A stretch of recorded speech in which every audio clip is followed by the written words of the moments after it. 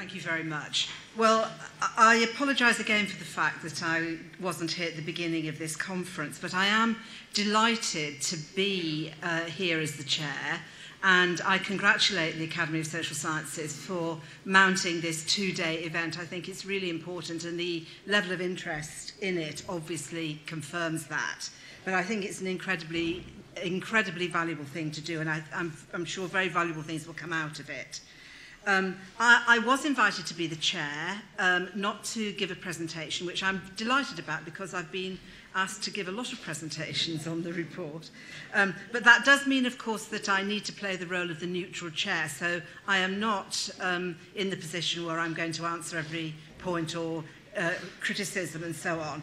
And indeed, I have already heard this morning a number of things that are simply wrong about the report, but I don't think it's my role to intervene and change the nature of this event so that it's just a defence by me of what we said. So I'm not going to do that, but I'm very interested in the things that people are saying, and obviously I'm also learning all the time about this whole world, something I hadn't been involved in open access before I took on this job. And so I say job, I wasn't paid for it, by the way, this role.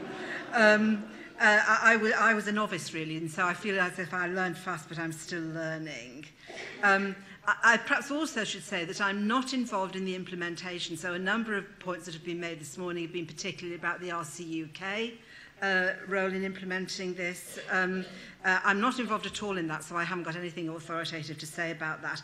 My only continuing commitment to the report and its aftermath is that we recommended in the report, and it's been agreed that this will happen, that next summer, 12 months after the report was published, I will get the working party back together again to review how the implementation is progressing, and I'm sure we'll have things to say about that then. So that's my only continuing role. I'll be doing that next summer at some point. So what I just want to do now is to give a very broad overview of some of the things that I think are important to this sort of discussion of the report and its aftermath. And particularly perhaps to try to emphasise some things which are commonly misconceptions about what we did and didn't do.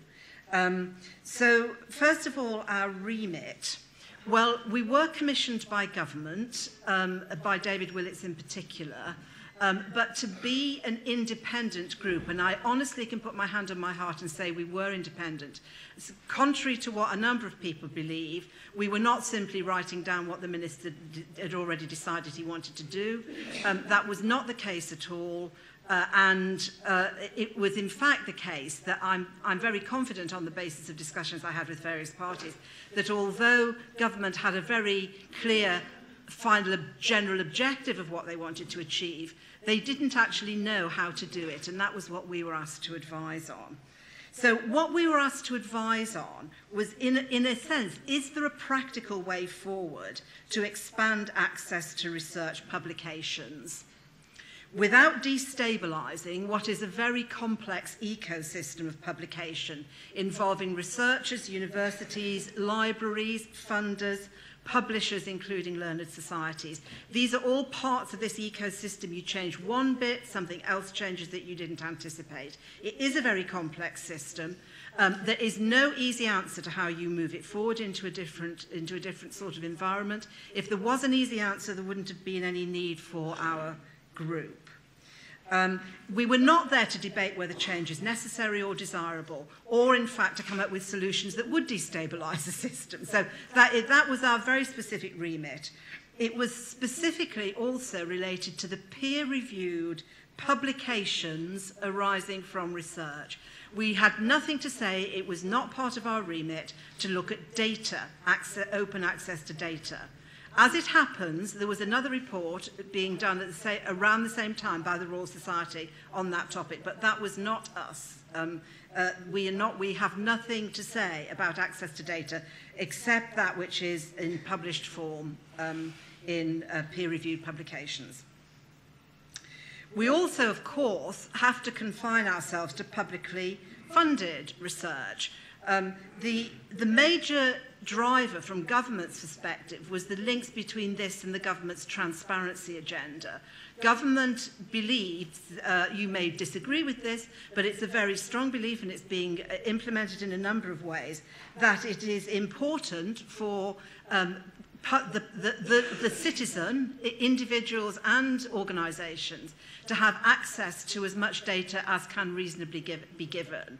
And that's much more than people get now, including government's own data. And that's a strong commitment. There's a belief that this will help to drive economic growth and also to help to improve the quality of life, that there are people and organisations who are not currently part of the research world who could make use of that and should. And I think that when academics think about it in that way, they agree with that completely, that there are ways in which our research could be used in very valuable ways to help to change the world, in the most general sense. And that's an objective that people can identify with. The government also believes that it's very strange that research publications are not easily, freely available now, because almost all research in this country, though not quite all, is funded by the taxpayer ultimately. So if the taxpayer has paid, then the British taxpayer should, by definition, be able to access the outcome of research. And that's been a very important moral imperative for government. It follows, of course, that we can't and didn't try to say anything about research which is not publicly funded. So research done by private companies, for example, is not included in what we said. Equally, we can't include research that's done by independent researchers, people like me, actually, who aren't employed by anybody at the moment to do research. Our recommendations don't apply to people who are not publicly funded.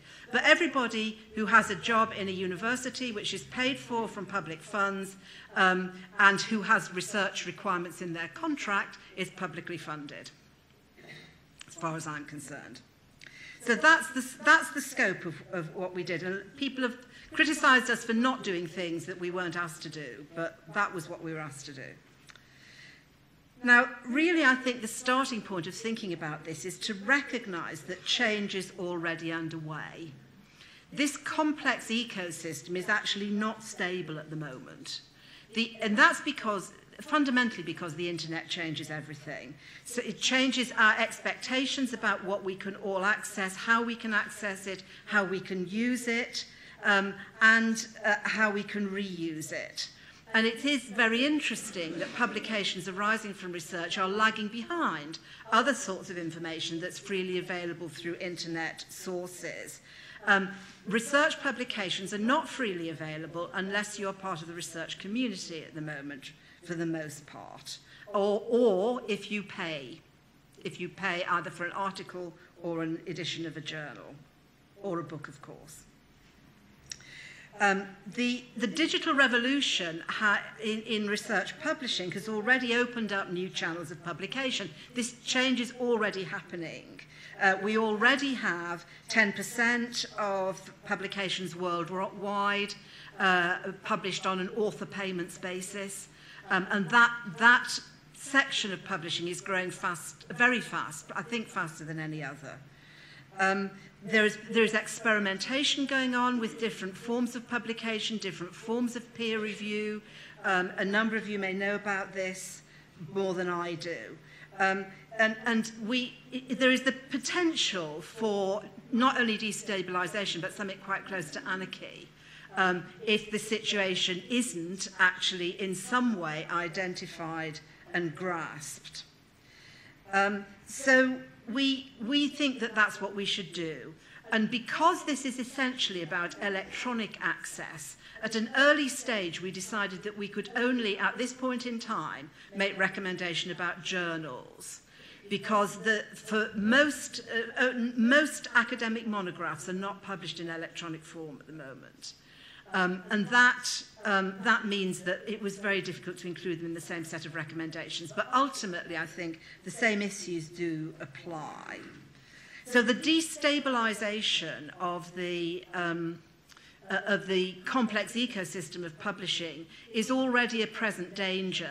And I guess that many people in this audience already see it from the perspective of either academics or people who support academics. So the cost of journals rising, the bundling of journals into things that you don't... This is a publisher's response to some of this destabilization, the fact that libraries therefore can't afford to buy books anymore, the falling very small print runs of academic monographs now that are possible. All of these things show that the system is breaking down. And we felt that what we needed to recommend was something that would recognize that change is happening, embrace it, and then try to map out what would be an orderly transition rather than a free-for-all. So that was our model. It was absolutely not easy to find an answer to that. To find a practical way forward, we had to recognise that all those different parties, researchers, universities, libraries, funders, publishers, all have different interests, and those interests are not always, well, in fact, they're very difficult to reconcile with each other because people are wanting different things properly wanting different things out of this ecosystem. And so the difficulties in reconciliation was really what we had to work with in the working group.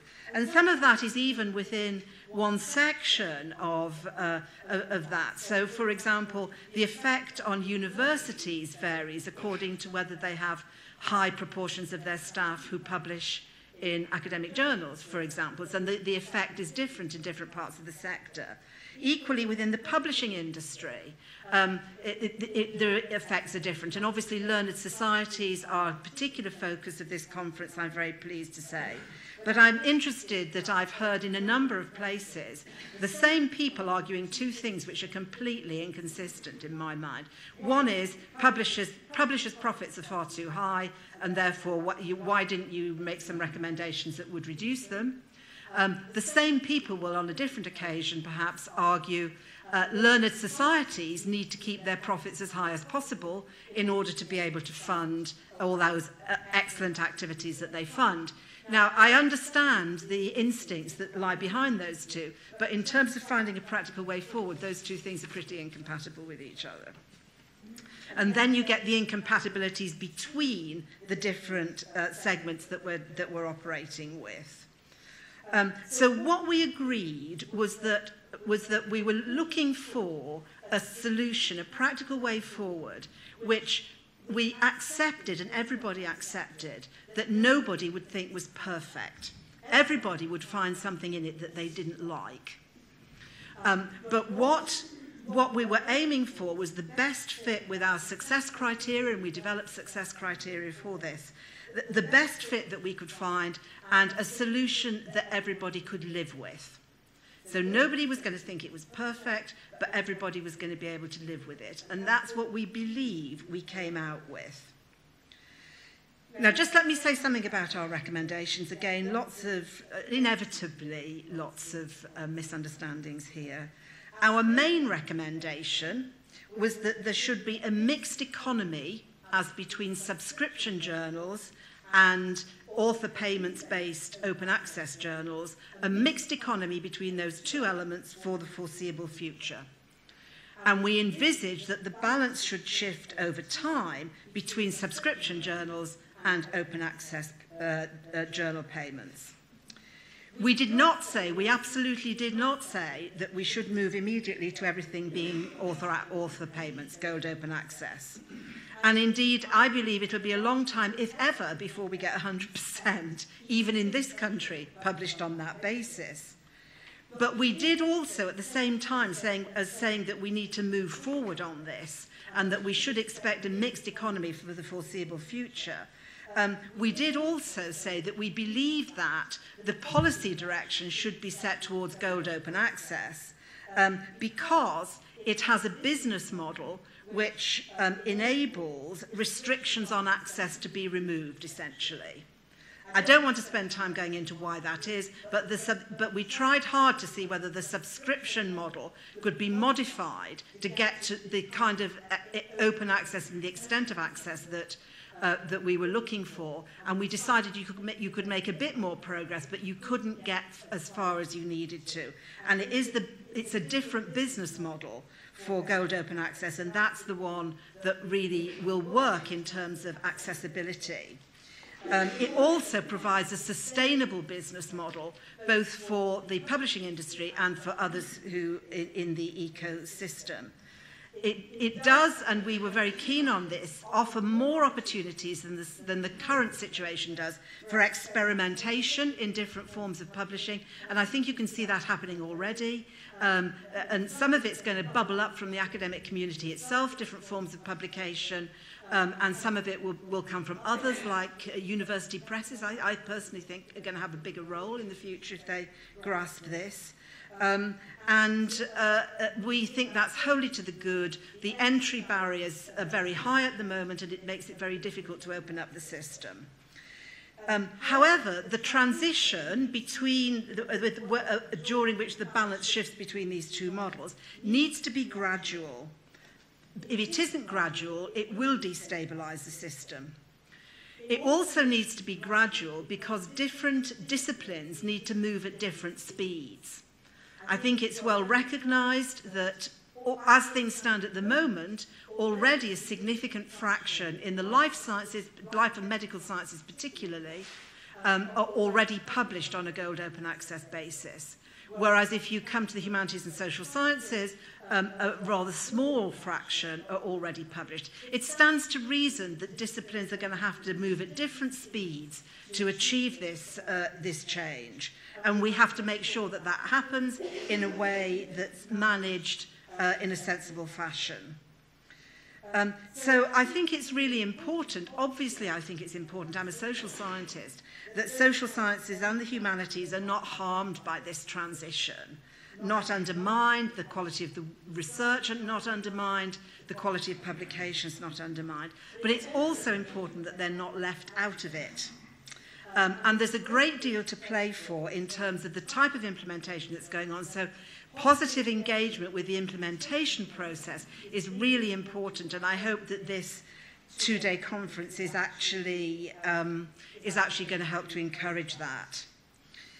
I said at the beginning that I was a novice in this field, and to some extent I feel that I still am. I was sharing a platform with somebody else recently who's been involved a lot longer than I have, who described open access, or the open access movement, as a broad church with a fanatical evangelical wing. I didn't know that before I started this role. Actually, I think it's wrong. I think there are several evangelical wings, and they believe different things, which I suppose is typical of broad churches. I guess that I think it's very important that people for whom this really matters do engage on a practical level with the transition, aim to be probing but constructive, and most of all, try not to lose the big picture whilst necessarily delving into the detail. Thank you very much. That's what I wanted to say. I'm going to introduce Paul Hubbard now. Paul Hubbard is going to speak to us about the implications for the REF, which is I won't say it's the one thing everybody's come for today, because the other contributions have been fantastic, but this is the slightly unknown bit of the picture at the moment. Thank you. Good afternoon. Sorry. Yes. Good afternoon, and thank you for inviting me. I'm delighted to be here for at least two reasons.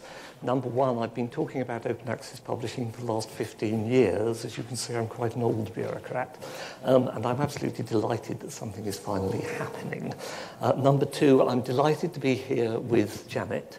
I agree with everything she's said. I will say that first because I'm going to leave some bits out of my presentation now.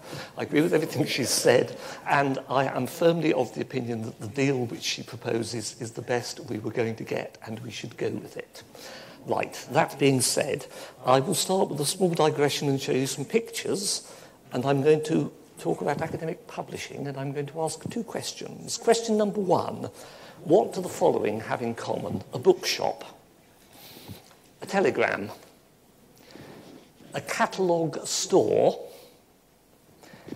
and a bunch of conventional peer-reviewed academic journals. I will now answer my own question. They have all had their business model destroyed by the internet, whether they like it or not. My second question, therefore, is which of these is going to rise from the ashes stronger than before, and which will we see staggering off into the twilight? Seriously, I believe, and a number of my colleagues believe, that academic publishing is at a crossroads. The print subscription journal of a learned kind was a wonderful tool in the print age with a very important job to do, which it has done, some of us know, for some hundreds of years. However, once it is no longer necessary to haul great quantities of print around, and it certainly isn't, then what you are actually left with, and at least one speaker today has already mentioned this, what you're left with is the brand. The brands are valuable and important and are an important signal, and the badge, which I'm sure you as researchers are all pleased to have, but brands and badges come and they go. They're vulnerable. You could equally well attach the badge to a robust peer-reviewed website, possibly otherwise known as a purely online journal, and it doesn't have to be funded by subscription. So really, change, I think, is coming, whether we like it or not, and that is my starting point for what follows. My second starting point is that if I talk about what HEFC is going to do, I always like to start with what our policy is and why, because I find that answers a good half of the questions you might otherwise ask me. So, leave the zombie to his business. The policy background. Research is a process of investigation leading to new insights effectively shared. I'm very proud of this. I wrote it myself. But it is a very important statement of our policy. A process of investigation leading to new insights, not any old rubbish, effectively shared. Therefore, dissemination of your findings is an integral part of the research process. It's not an add-on and it's not somebody else's business. Ensuring that the findings are disseminated is the responsibility of all of you undertaking and managing the research. And I'm happy to say clearly that as a research funder, please, I expect you all to do it. We are in favour of open data too, though there are a lot of questions to be answered about that, and I won't refer it again, but I will just put that on the record as well. Right. Prompt and effective dissemination of research findings, prompt and effective, please, has benefits including a better research process, better impact, because people might want to do things with your research, can find it. Very importantly, encouraging public support. The public, it is well known, tend to be suspicious if they see their money being spent on things they can't have access to at the end. There's a whole separate debate to be had about whether they understand it and what you do if they can't. But the underlying principle is the principle of transparency, which, as Janet said, the government is attached to, and we are attached to it as well. I will just digress briefly at this point to mention the question of IPR, which someone raised this morning. From where I'm standing, IPR is largely a different question. I see no necessary connection between how intellectual property created with publicly funded universities is managed and safeguarded, and how the published statements arising from research are published and disseminated. They do seem to me to be largely two different issues, so I'll say no more about that. Those phoenixes, just some examples I picked up off my recent email, actually, when I was writing this. The mandating of open access publishing is happening, and the important one for me there is the National Institute of Health Research in the United States. That is a much larger creature than us. The national states is a 20-foot budgie which will sleep wherever it likes in this regard. And if they're moving in that direction, we might just be in some good company. I'll come back to repositories. Growth in online journals has been mentioned. Experiments in online peer review. There have only been one or two, but they've been quite interesting. They weren't terribly well received, the ones I know of, but nonetheless, the notion that you can actually publish something in a controlled environment and invite a controlled group of people to comment on it, I would hope would excite some of you. It would excite me if I were a researcher. It's an interesting tool that wasn't available previously. I will just note experiments with online publication of monographs. Everyone says monographs are different. Well, they are today. They may not be different in 10, 15, 20 years' time, and that is the horizon we're dealing with here. Book chapters, perhaps I shouldn't have named one supplier, but it was one I could find the name of. Again, stuff being published online, and the continuing growth in institutional repositories, which I would also like to say a couple of words about. We are very keen on institutional repositories. We are very keen on institutional repositories for a number of reasons, one of which is that universities don't tend to go out of business too often. And if you want to be sure something will still be there, the sustainability of Janet's headlines, the university repository is the way to place to put it. It also cements the notion that it is the job of the research community to look after its findings, and it is also something that we are pumping quite a lot of money into through JISC, and we'd like to see a return on it, please. Not happy about the low figures quoted by Tim for depositing repositories in some universities. We will be looking to you, whoever you are, please, to get those figures up. We're funding this for purpose. Right. So, against that background and looking at the wide variety of publication media which are now emerging, I would like, please, to see researchers and, of course, those who manage research asking themselves 4 questions, of which I'm afraid I've only written 3 on the slide. What have I found? Who might benefit from knowing it? What is the best way to tell them? Which also encompasses, is this the final statement for the record that I have made a major new discovery, or is this a contribution to continuing debate, and if so, do they both need to be published in the same format? Question number 4, of course, is what are the available media in which I could publish this, and what is a fair price to pay to get it done?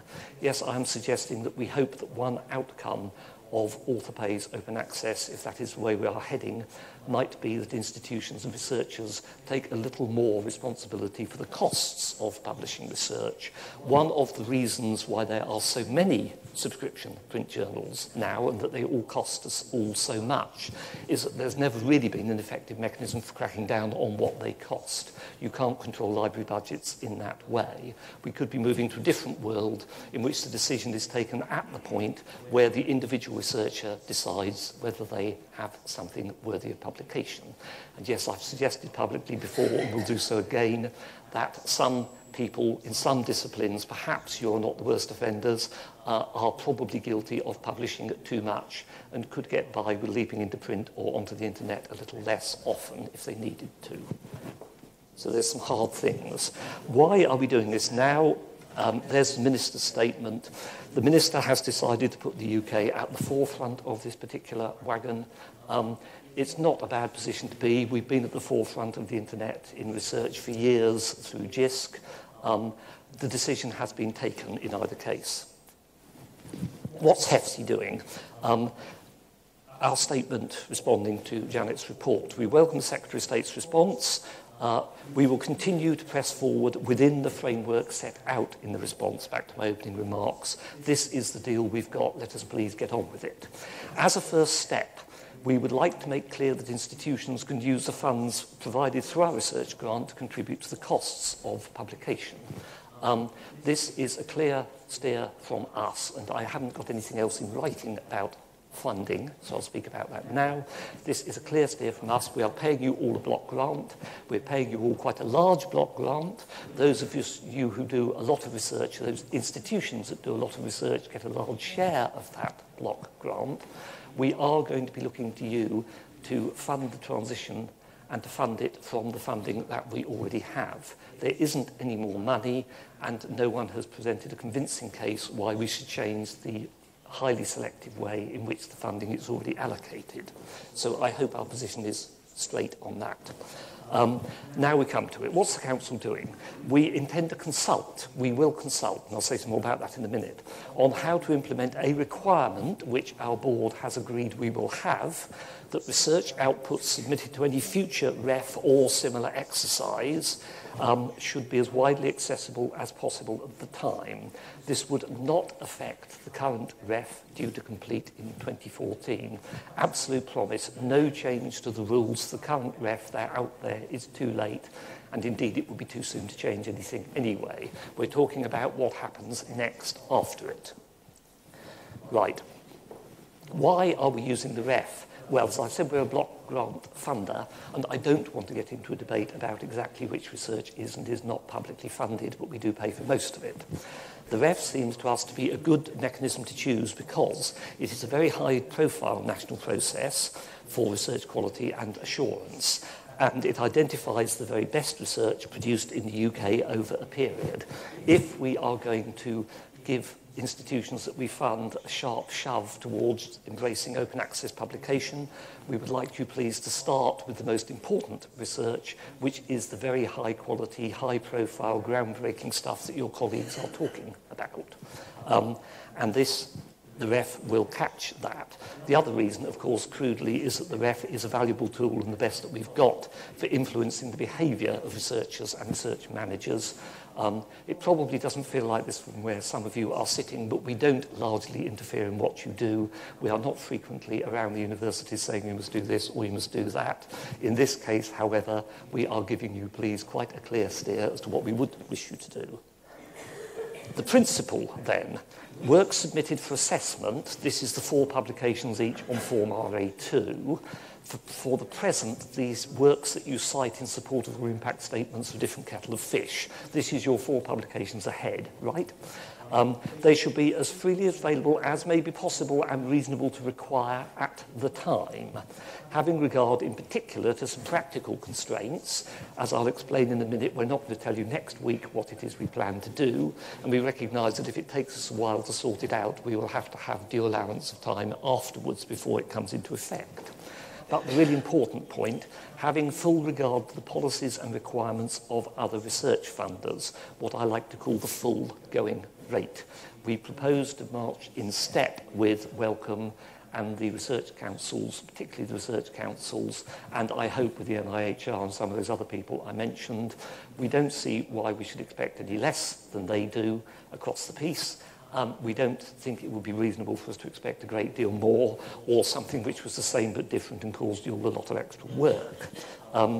What is probable, therefore, is that the requirement will be expressed in terms of work that was either published or submitted for publication after a certain date, and that it will be expressed in terms that it shall have been published in a particular way, like the research councils. We have a choice. We could say it's got to be available online by the submission date.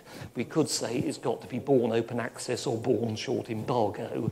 We are minded at present to go for the latter because it is more effective, more demanding, frankly, and more closely mirrors what the research councils are requiring. So there are a lot of issues to resolve. Which formats? I think it's probably going to be journals and conference proceedings in the first instance.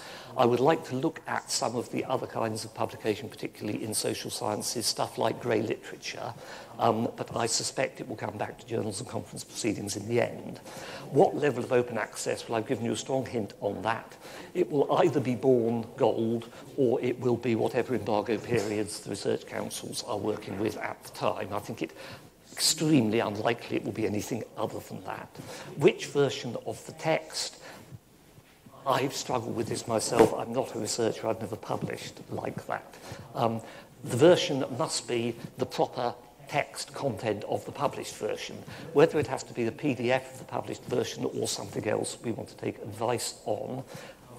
The core point is that the assessors can read the version of the text which is cited as being open access and can be confident that they've got the proper text and not some subset or earlier version of it. Available where? Institutional repositories again. I would like us to require that everything you cite that's available online can be accessed, please read my lips, can be accessed through institutional repositories. I don't mind if it was originally lodged somewhere else like a subject repository, but it is important to us for a number of reasons, including the assessors having access to it, that if you put it into the REF and you say it's open access, that it can be found on your university website and that the correct version of it to be read by the assessor is there. Timing, phasing, allowing due time for compliance, I think I've covered. Monitoring and verification, perfectly straightforward, as I think you can see if we say it's got to be on your website and it's got to be the right version.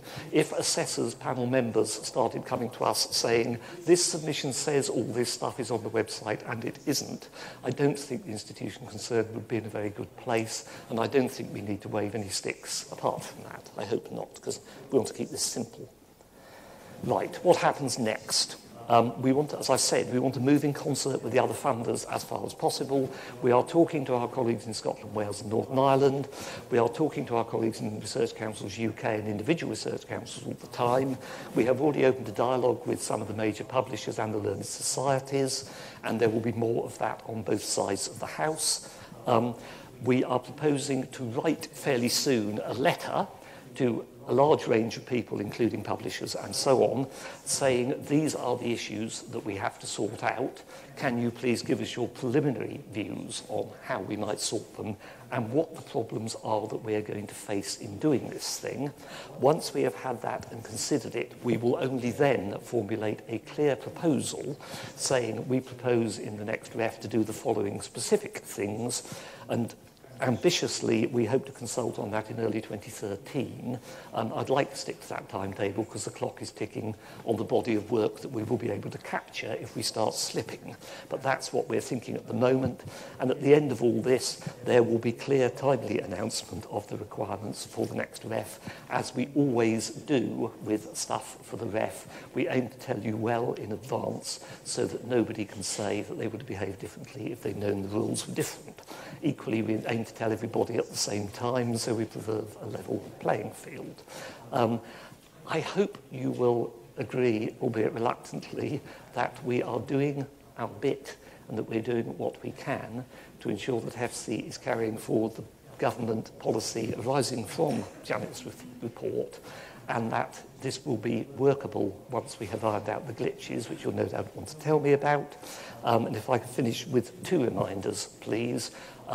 We do not, in the REF, countenance journal impact factors in any shape or form. Panel members this time around have been given the clearest instruction that they're not to look at journal impact factors, and the panel secretaries will be looking out for it. And the second one, please, everything I have said, I've said this once, I'll say it again, everything I have said has no implications for REF 2014, which goes on exactly as per the guidance on submissions and panel criteria documents that we have already issued. That was rather compressed, but I think I've said everything I want to. Thank you for listening.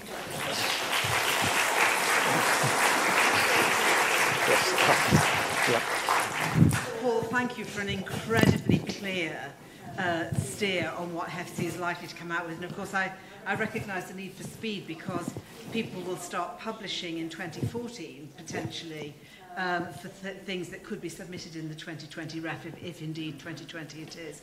So I think HEFC's recognition of that need for speed is very welcome.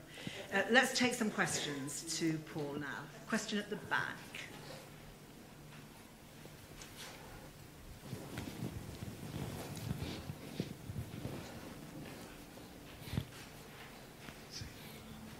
Lucinda Matthews-Jones from the Liverpool John Moores University. I think we keep talking a lot about articles and about how we're going to pay for the open access, but we're also working in a system that also relies on our services to fund a business model which sees us editing, writing book reviews. And if you're talking about how the how the taxpayer isn't necessarily comfortable with the idea that our research isn't free, how can we then compete within a sort of system where we're actually propping up a commercial system that sees us working for them for free in terms of peer reviewing, editing, writing our book reviews? And how does HESCI feel about rebalancing that address? Is it time for us to actually start charging? Does HEFCI have a view on that? Lord, I didn't want to be asked this. Not. I'm afraid I'm going to say this is a personal view. I really don't want a debate about charging for the services of academic colleagues working as peer reviewers, book reviewers, and so on. I would like academic colleagues who do those things to feel that they are getting due recognition and are not being, as you put it, ripped off. And if I may, I will go so far as to remind you of what I said about asking whether it's worth what it costs you to publish things. I think there may be a rebalancing to be done there, but I had rather see a rebalancing by agreement than a row about we're not being paid. Thank you. A question near the front here.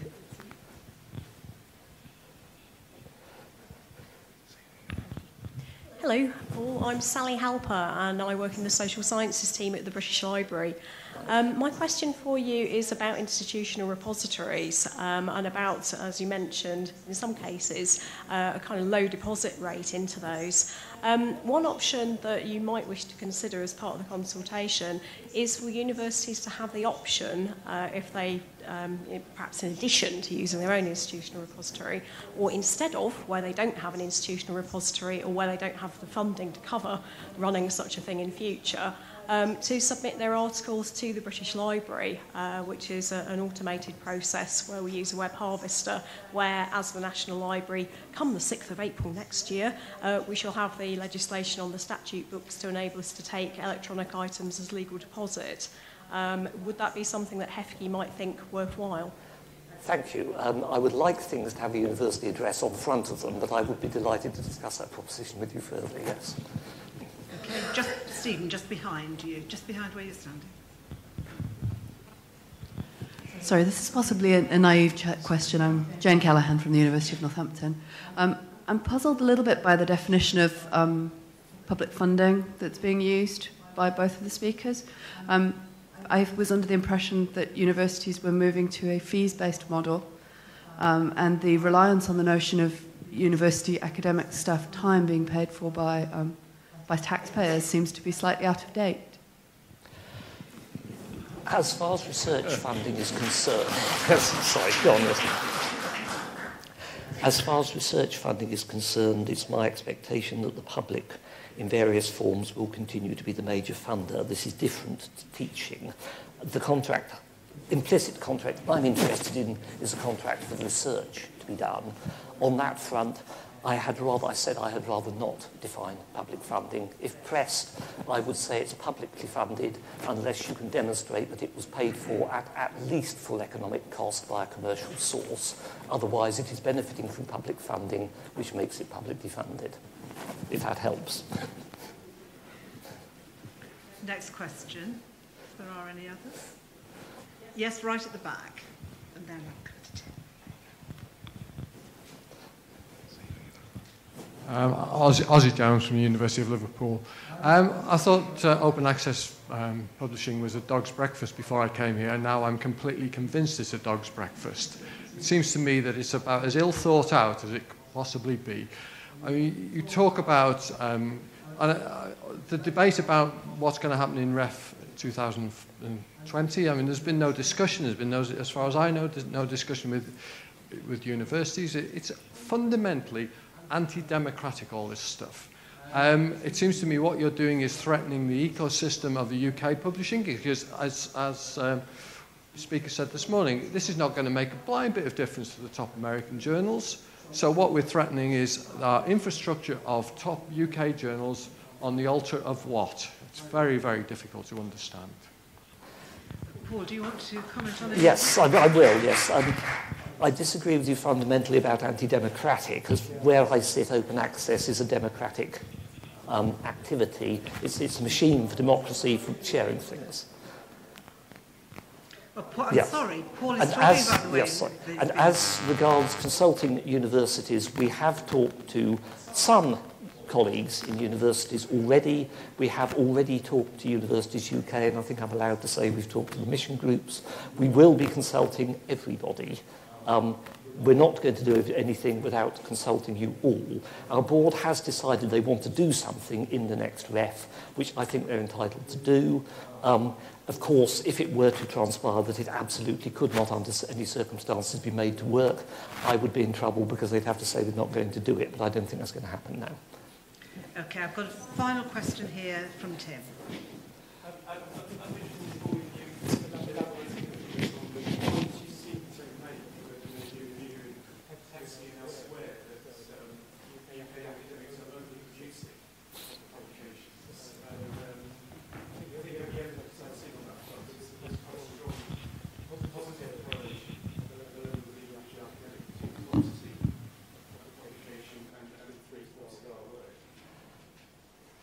Yes. To be honest, this is largely an opinion, and it's one that some of us hold, and I don't want to overstate it.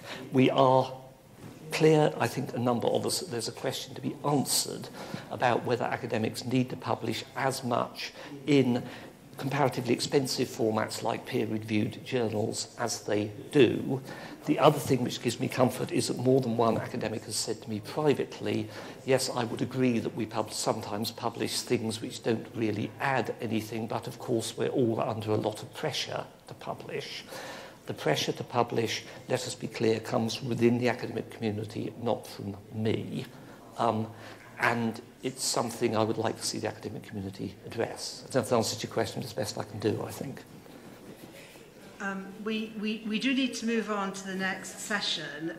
I just would like to say that I feel quite strongly that if anything could happen, whether it's through this method or not, to release some of the pressure, particularly on early career academics, to feel that they've got to publish large quantities rather than to get themselves embedded in an area and wait until they've got something to say.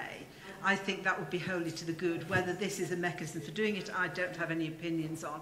But I think that those of us who've been in academic life for a long time do recognise the detrimental effects, particularly in the early career stages, of pressure to publish large volumes. That's my personal observation.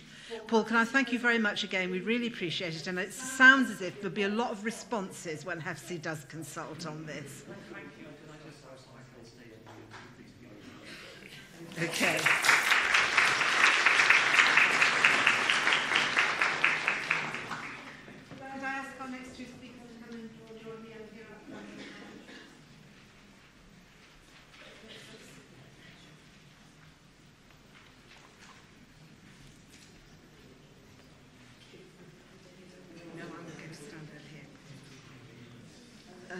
They will both be talking in this session. So if you'd like to put the mics on, I'll introduce them and then we'll do mics. That's okay. Yeah. Okay.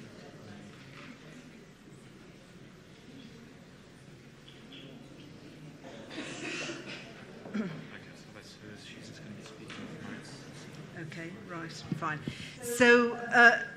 We have a change of gear now, which is a session with two speakers on implications for author rights and IPR. There was a lot of discussion this morning about IPR and about copyright, about the CC BY license and a number of other technical things that not all of us understand properly. But I'm sure we will understand a lot more about it after we've had this session. So can I introduce, on my immediate right, Maureen Duffy, who is the President of Honour of the British Copyright Council, and on her right, Professor Charlotte Weald from University of Exeter, Professor of Intellectual Property Law. I'll ask them to speak in sequence, and then in this morning's session, we'll have questions to both of them together at the end of the session. So, Maureen, may I ask you to take the floor first?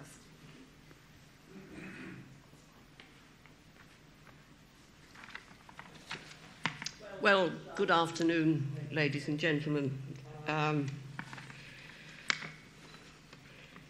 thank you for giving me this opportunity to express a few views from the outside world, as it were.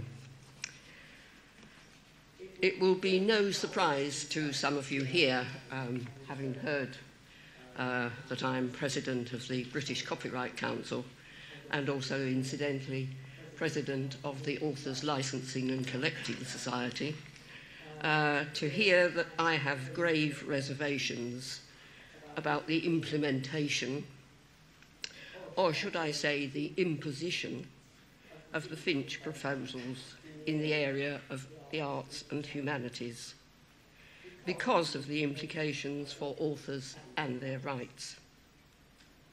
Copyright, as many of you will know, is under attack from many quarters. Under the influence of Google, our Prime Minister believes that copyright is to use the cant phrase, not fit for purpose. It is currently regarded not as a droit d'auteur, author's right in the UK, but as a property right. Property may be bought and sold, bequeathed and leased. It is a commodity.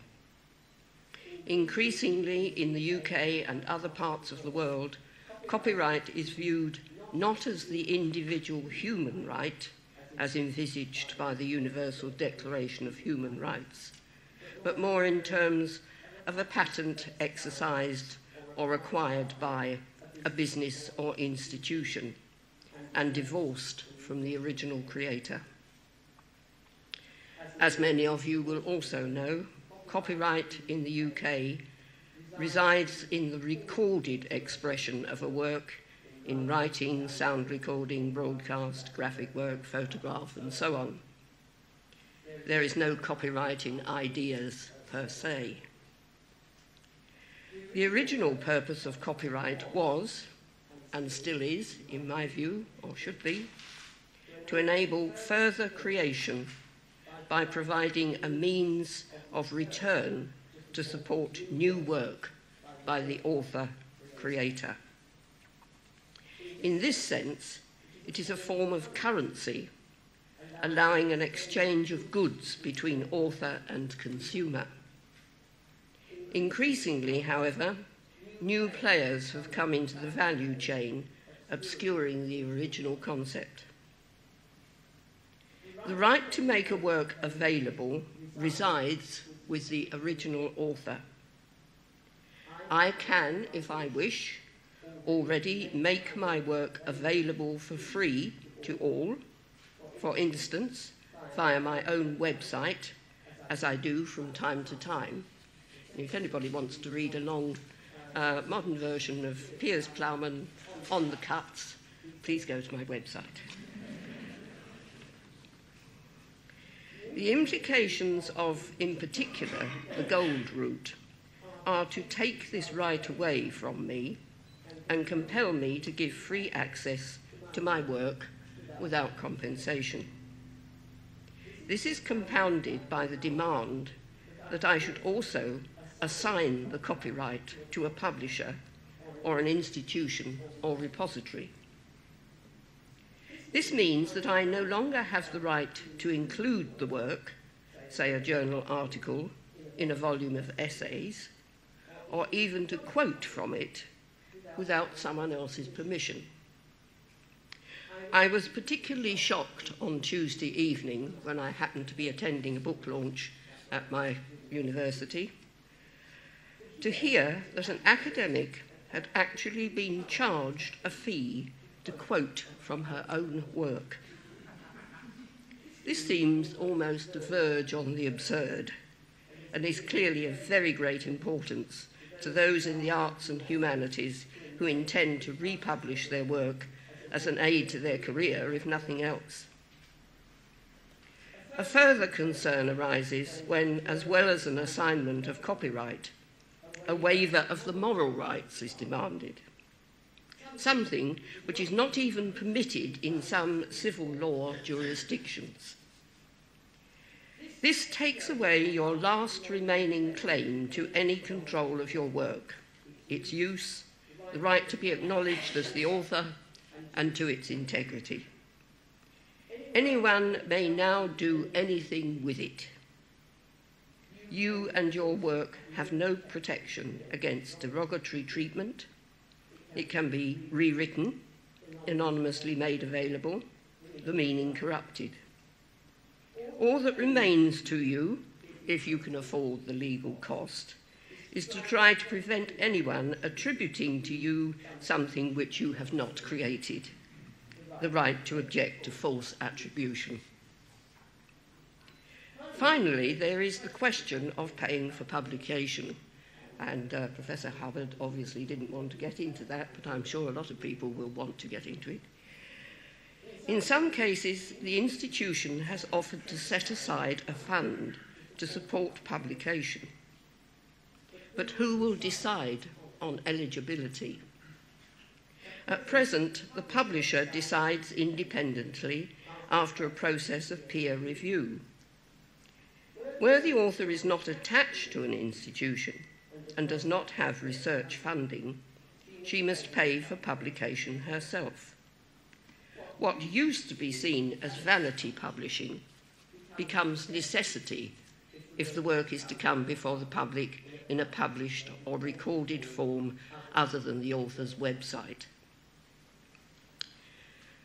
The Authors Licensing and Collecting Society, from which some of you, I hope, receive occasional payment for the photocopying and other uses of your work, is currently conducting a survey into the attitudes of our academic members on the desirability of the green and gold routes.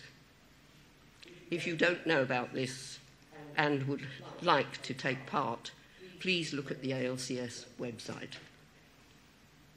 Initial responses from our members have so far been largely negative, especially to the gold route, where 75% of respondents have expressed a deep antipathy to the proposals, some going as far as to call them piracy.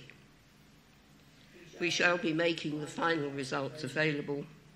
I hope it is in time to cause a serious rethinking of proposals which seem superficially so appealing and in the public interest, but could have serious unintended consequences.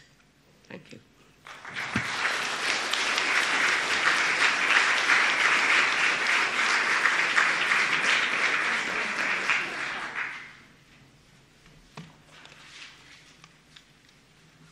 I can just stand here, yes?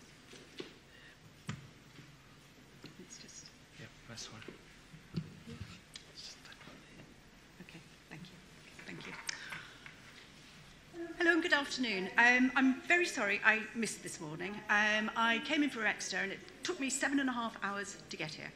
It wasn't leaves on the line, it was the bad weather, but you'd have thought in a week the trains would have sorted themselves out, but sadly not. Anyway, I'm here, and I understand there has already been some discussion this morning about IPRs and copyright, so I think there was a hope that I might sort of help towards clarifying some confusion. I don't know if I can do that, but I will certainly give it a go.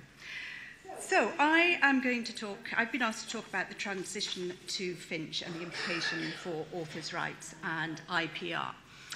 Just a couple of words about me before I start.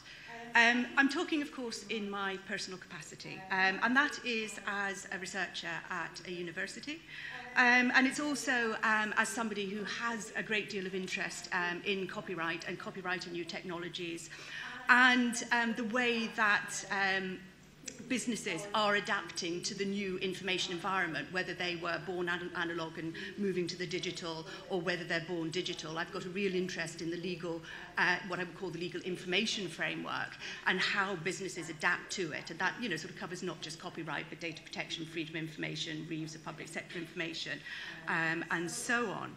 I'm a keen proponent of open access, and I have published in this area. I don't publish, or at least I don't put my work in open access repositories as much as I should, and I'm very happy to explore the reasons for that with you, if you're interested. I've also have practical experience in the open area generally, as being one of the original co-drafters of the Open Database License, which is used by a number of institutions when they want to make data freely available for people to use, and it's subject to the Database Directive. So, when I was asked to give this talk, I thought, right, okay, first thing, go back, reread the Finch Report in the light of the title of this talk. And a number of things shot through my mind. Brilliant, easy access. I'm redundant. Talk about what? It's mine. Expropriation, secondary income. And I feel buffeted, a bit like that tree. And why? Let me explain why to you. I read the Finch Report, and I also used the, sort of find words, and I looked for the word copyright in the Finch Report.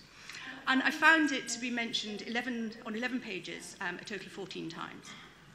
And it talked about copyright and the need for an exception for text mining, which of course is something that is coming in the, or at least has been proposed in the Hargreaves review because of the difficulties of text and data mining. I know we don't want to get into data so much, but difficulties for text mining at the moment with our current copyright framework. It was talked about the advantage of digitization for out-of-copyright books, which is great because if things are out of copyright, you can digitize them and make them available. Wonderful, absolutely brilliant resources for everybody. Talked about copyright being an impediment to the digitization for works which are still protected because, you know, sort of obviously digitization involves reproduction and the exclusive rights and so on, and also talking about orphan rights, and we all know the difficulties of, orphan works, and we all know the difficulties surrounding orphan works when you can't find out who owns the copyright. It talked about the funders and institutional policies which require depositing compliance with copyright and licensing arrangements, and of course in those arrangements there are always restrictions on what you can do in terms of, you know, sort of the requirements for third parties and what they can do with the works that are in the repositories. Also talked about the problems with semantic publishing. You know, the advantages, or at least the potential is huge. The difficulties when you look at copyright are immense, there is no doubt about it. When you have licensed access, there are always restrictions on use. Talked a little bit about CC, Creative Commons licenses, and copyright was mentioned in footnotes and in appendices. And I thought, okay, copyright, since 1709 statute of ban, it has been the framework, at least I always thought it had, on which the publishing industry has been built.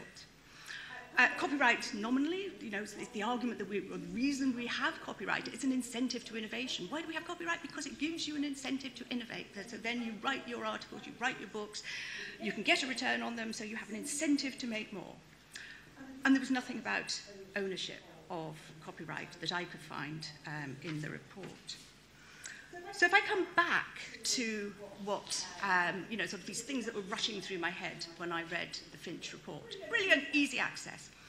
The report talks about the behaviour of researchers, how, you know, sort of we want to find information and we want to have access as soon as possible, and if you can't get access, you know, you do a bit of deviant behaviour and you might, if you're lucky, if your attention is long enough, you might try and find the work somewhere else. If not, you just don't bother with it. I had exactly that experience when I was looking for something. I've been writing about keyword advertising and trademarks, and there was an article that I wanted to read which had sort of criticised some of the recent judgments. And of course I found a reference to it. I Googled it, I found a reference to it, and I thought, yes, because it said the authors are delighted to say that the publishers have allowed them to link to the PDF of this file. And I thought, yes. So I clicked on it and I got to the paywall. And I thought, that's not what I understood by that. So I went back to the original page and it said, click here, the publishers have allowed you to link to the PDF. Click firewall. Okay, I'll go somewhere else. So I exhibit exactly the same behaviour as being identified in the report. That's what I want. I want easy access. I want to be able to find the stuff that I want. I want to be able to refer to it. I want to be able to incorporate it into my knowledge and make it more widely available. So brilliant, lovely. I'm redundant. That really sort of went through, you know, sort of it just tickled my mind. You know, I'm in copyright and new technologies, and suddenly copyright is not relevant. But I jest, of course. So the one about talk about what, when the title is The Transition to Finch and the Implications for Author Rights and IPR. What? Is there an implication for IPR, or is there IPR here? And then I thought, well, whose IPR are we talking about here? And I thought, it's mine. I'm the researcher. It's my copyright in the scholarly article that we're talking about here. Now, I know for many years there have been discussions in higher education as to who owns the copyright in articles that are produced. I'm not talking about patents here, and we've already had one reference, I think, to, you know, different sorts of IPR in institutions, and there are different sorts of IPR. Here I am talking about copyright in scholarly articles. And there has been discussion for years.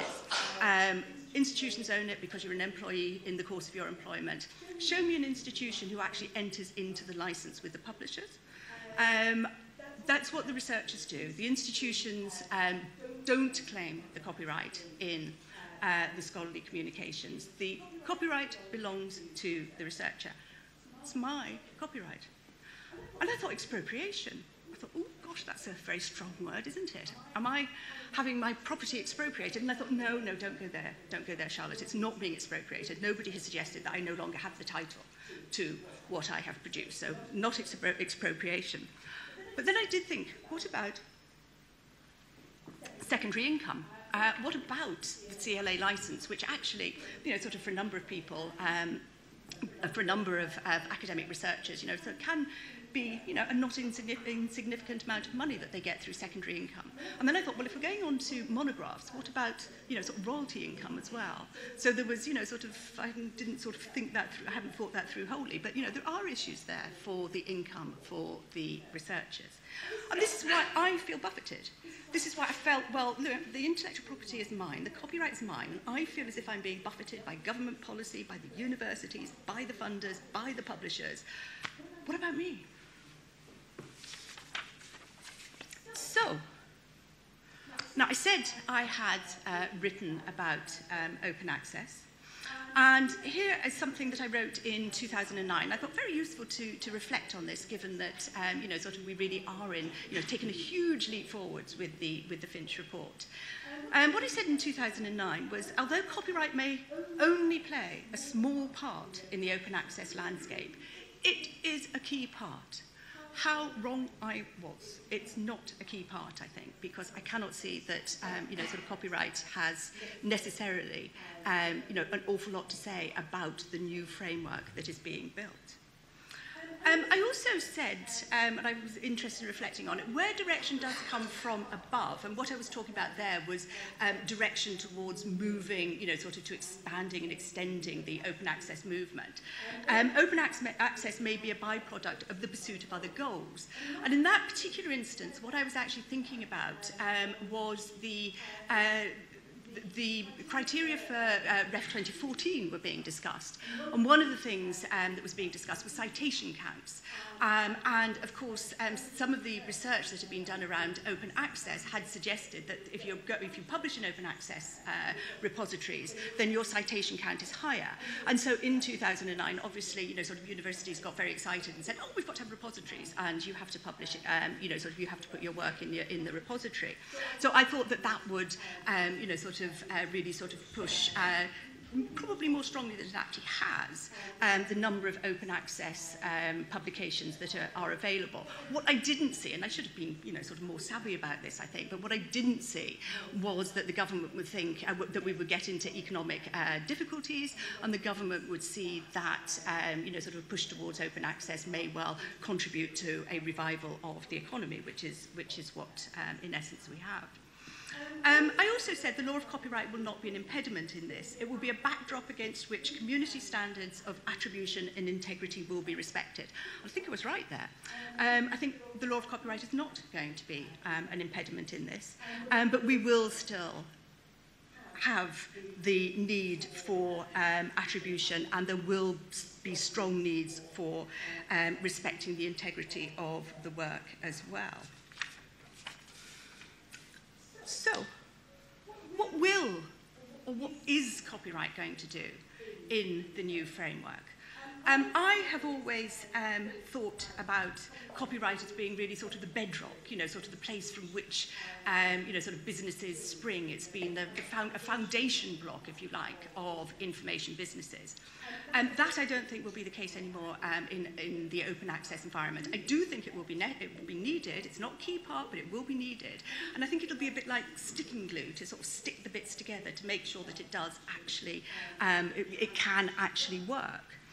I did ask myself whether we actually need copyright any longer. I started off saying, well, do we need it any longer in terms of academic publishing? And then you get to the question, or at all. Should we have a liability rule? So should we simply have, sort of compensation for the creators of the work? But that goes off on a little bit of a tangent. And it is also the case that copyright exists. And you cannot just give it away. Copyright is a property right. You can't give it away. If you give it away and you say, I don't want it anymore, it essentially sort of falls to the Crown. But even before that, we have all the difficulties. We have orphan works. You can't just give copyright away, so you have to do something with it.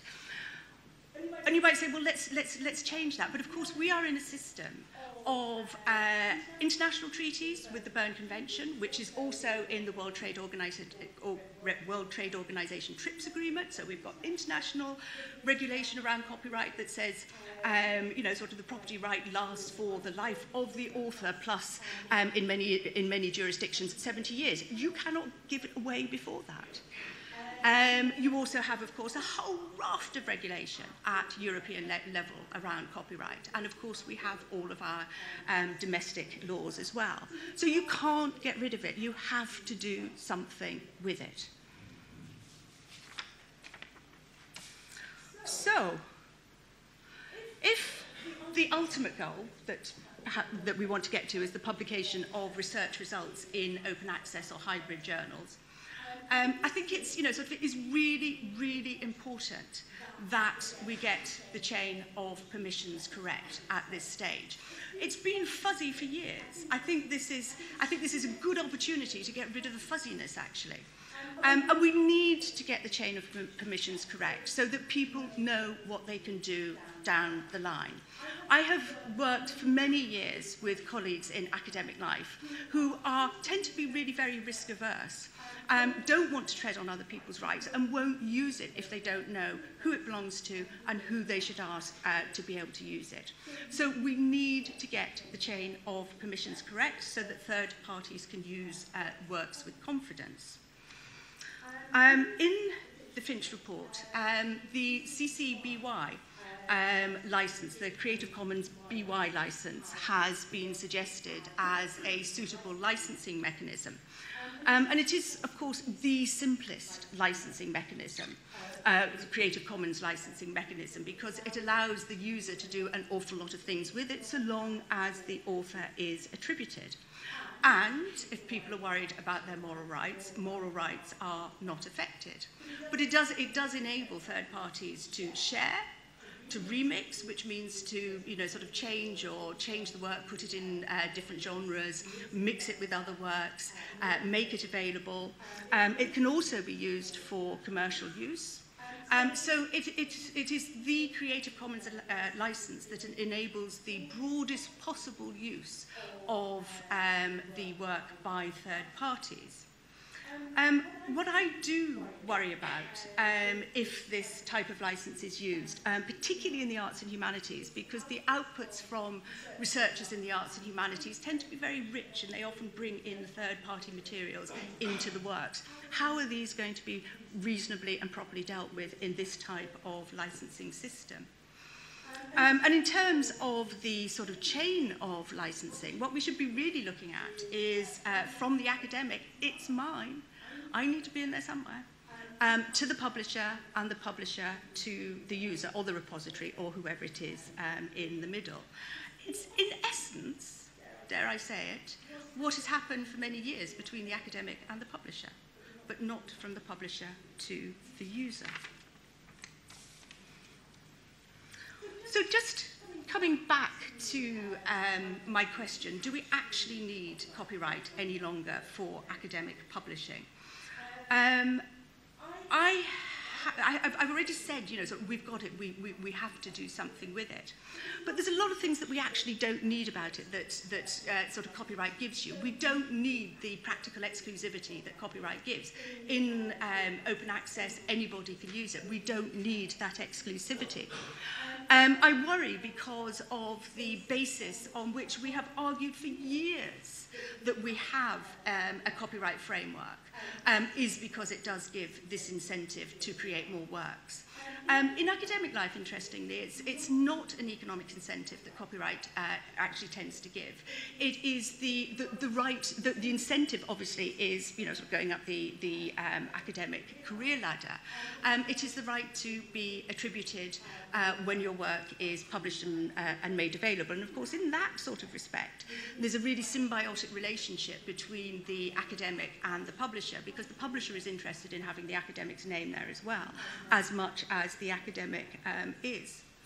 I do have philosophical worries. I'm sorry, but I really do. We have justified this whole copyright framework ever since its inception on the basis of the author. That is why the copyright term is the life of the author plus 70 years.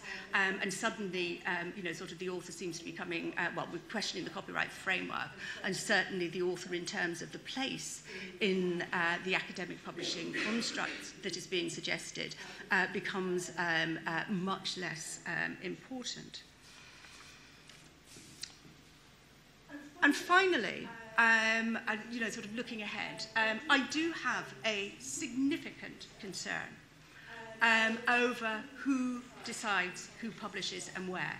If you have the public money going to the institutions, so the institutions can will look and decide who publishes where. There's suggestions in the Finch Report that institutions need to work with researchers in relation to deciding how this is actually done.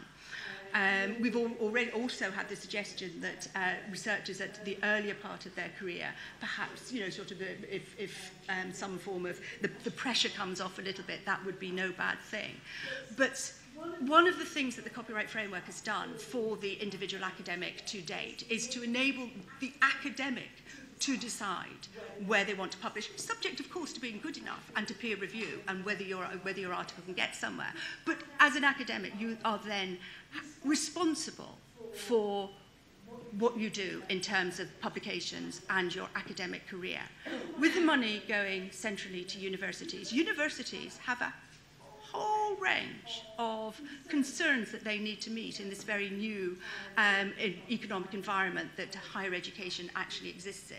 Whether it is going to be, or they may have concerns over particular aspects or parts, disciplines in their university that they want to make sure are stable going forward. I am really worried for the individual research academic who will not have a say in where at least to try publishing. And I also see it as a significant opportunity. And I'm asking myself, why only research articles? I sit on the Arts and Humanities Research Council Digital Transformations Theme Advisory Group. And their public money is going into researchers developing all sorts of innovative artifacts, for want of a better word. They're developing wonderful things, thinking about the transformative and the digital. Why don't we have these open access as well? That's my final thought on that. Thank you.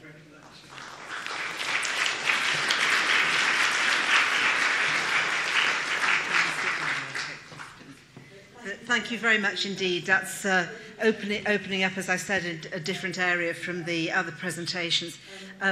We deliberately didn't make specific proposals about changes of copyright at all in the report, as Charlotte's pointed out, and didn't see the need to do that. But obviously I understand that people think, you're trying to think beyond that, there may be implications, so it's important that we have these inputs today. So we can take questions now for a few minutes. Yep. Yeah, please. Thank you. I'm Naomi Siegel, and I'm here representing the University Council for Modern Languages. But it's with a slightly different hat that I'd like to make one remark and one question. The different hat is that I was active in the European Science Foundation for the last 6 years in the Standing Committee for the Humanities. And they recently ran an event for early career researchers, which they call Humanities Spring, and it's published its report there online, and it was looking at new publication methods and means in the humanities. And the main point that I retained from the very interesting discussion is this, that we have hitherto, particularly with peer review, been looking at gatekeeping in relation to what gets published. And that in fact, once you get to a sort of open access world in which there is just masses and masses of stuff, what you're looking instead is for pathfinders, other kinds of guidance which actually need another kind of being kept. So I just wanted to throw that into the discussion because that hasn't really been mentioned yet. And my actual question specifically is that nobody's mentioned the word plagiarism yet. And I wondered how that relates to all of this, all of these proposed changes. Yes, I'll have a go at that. I read a report recently which, to my mind, conflated plagiarism and copyright infringement, which I have to say upsets me because I don't think plagiarism has actually got anything whatsoever to do with copyright at all. They stem from two very different philosophical underpinnings, and they're not, they're not the same thing. But I cannot see why open access should be have any impact on, lead to any greater plagiarism at all. Not at all. What we do a lot of in institutions is to educate our students about good academic practices, which involves not plagiarising. And I think it's an educated thing rather than, and I don't think open access will have any bearing on it. I'm not quite sure, because I recently heard a report on the number of essay writing organisations which have sprung up to provide essays for students. And there is of course, among a lot of people, there is a feeling that you can take anything from anywhere, and particularly in the digital world, you can take anything from anywhere. And there is, this will need a lot of overseeing. Otherwise, you may indeed find that people simply hack into an open access and reproduce a complete article and pass it off as their own. So, but we can, I'm sure that can be I just wanted to some way. invite the questioner to clarify whether you were talking about students, because at the moment students can get access to the material anyway because they're part of a university community. So were you talking about a different constituency who might plagiarise? I think I was thinking of both students and academics, but I was wondering whether if ownership is a different thing from what it has been hitherto, if that affects plagiarism in a legal sense, in a sense that can be policed or not. If ownership was different, it wouldn't have any impact on plagiarism at all. Plagiarism is plagiarism. It's the taking of ideas without attribution. Okay, thank you very much. That's very clear. Next question, please. Yes, right at the back, and then somebody over this side. Can you put your hand up again? The first one. Thank you. My name's Nicky Ferguson. I'm doing some work for JISC, creating support materials for learned societies to come to terms with the changing landscape in open access. So if anybody's got any ideas, by the way, please approach me. But I just wanted to ask specifically about the moral rights of the author, which two previous speakers have told us are compromised by the proposals for gold open access. And the immediately last speaker has, I think correctly, said that the CC BY license in fact specifically allows and protects the author's moral rights. So I wondered whether you could have comments on that from both speakers. We need to ask the lawyer, probably. Sure, no problem at all. Well, certainly the CCBY license says specifically, in no way are any of the following rights affected by the license the author's moral rights. So they're not affected under the license. What the license says and what people do, of course, are different things. And given that the CCBY license does allow remixing, I think, maybe, you are going to get into questions of, in practice of what is a derogatory treatment of a work. I mean, in the same ways that you do anyway. But it specifically says that they, they are there. It does say they can be waived if you want to. Okay, there was a question over that side of the room. It does rather worry me, though, in the case of a Creative Commons license, that there is no organisation behind it to actually police it, you are still on your own. You've still got to find out if somebody has contravened your licence, your Creative Commons licence, and you've still got to go to law, if you can afford it, to do anything about it. So it is of only very limited use, and it's not really all that much more than you can do yourself. If you so wish, you can create your own licence on your website if you want. Okay, thank you. Next question. Jill Jameson, Chair of the Society for Research into Higher Education.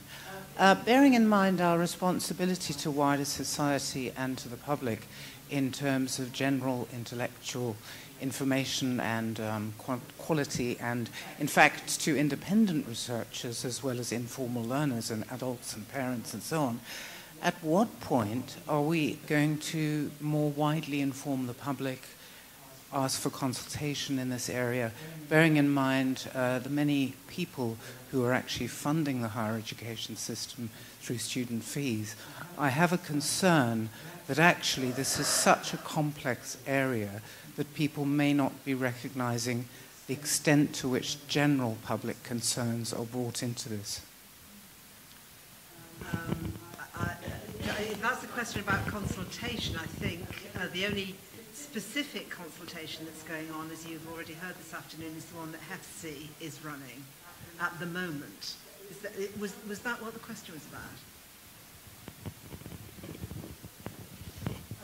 No, it's a wider question than that. I do believe that the HEFC consultation should go wider than just to the higher education community as such.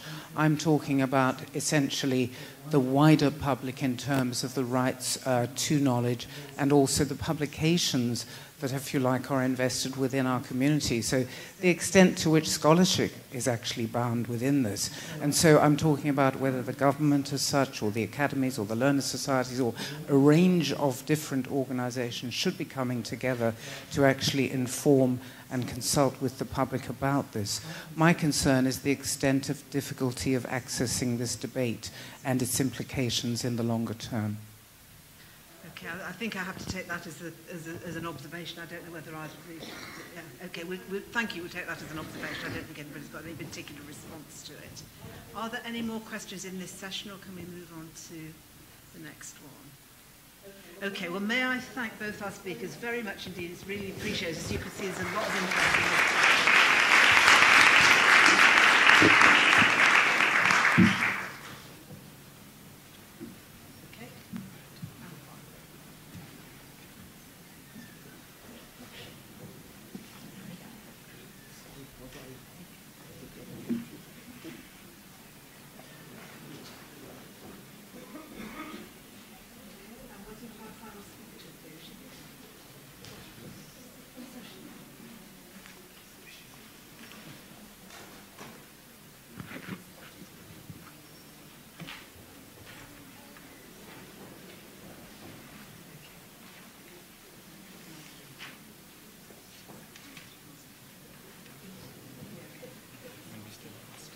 So may I then introduce our final speaker today, Julie from the British Library, who has the unenviable task of coming last. I hope that we haven't stolen your thunder completely. I'm looking forward to hearing what you've got to say.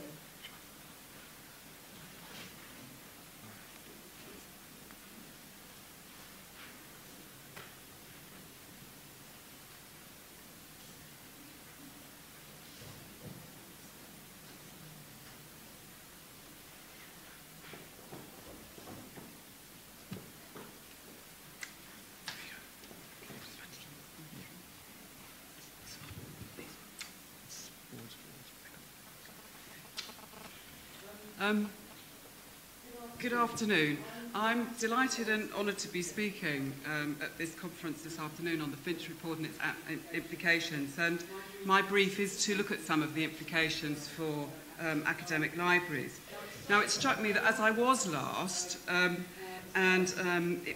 you may well be completely open accessed out, that it would be quite good to open up the scope of the presentation to look at the more general information landscape and its implications for libraries. Because for libraries, I think that's exactly where Finch sits.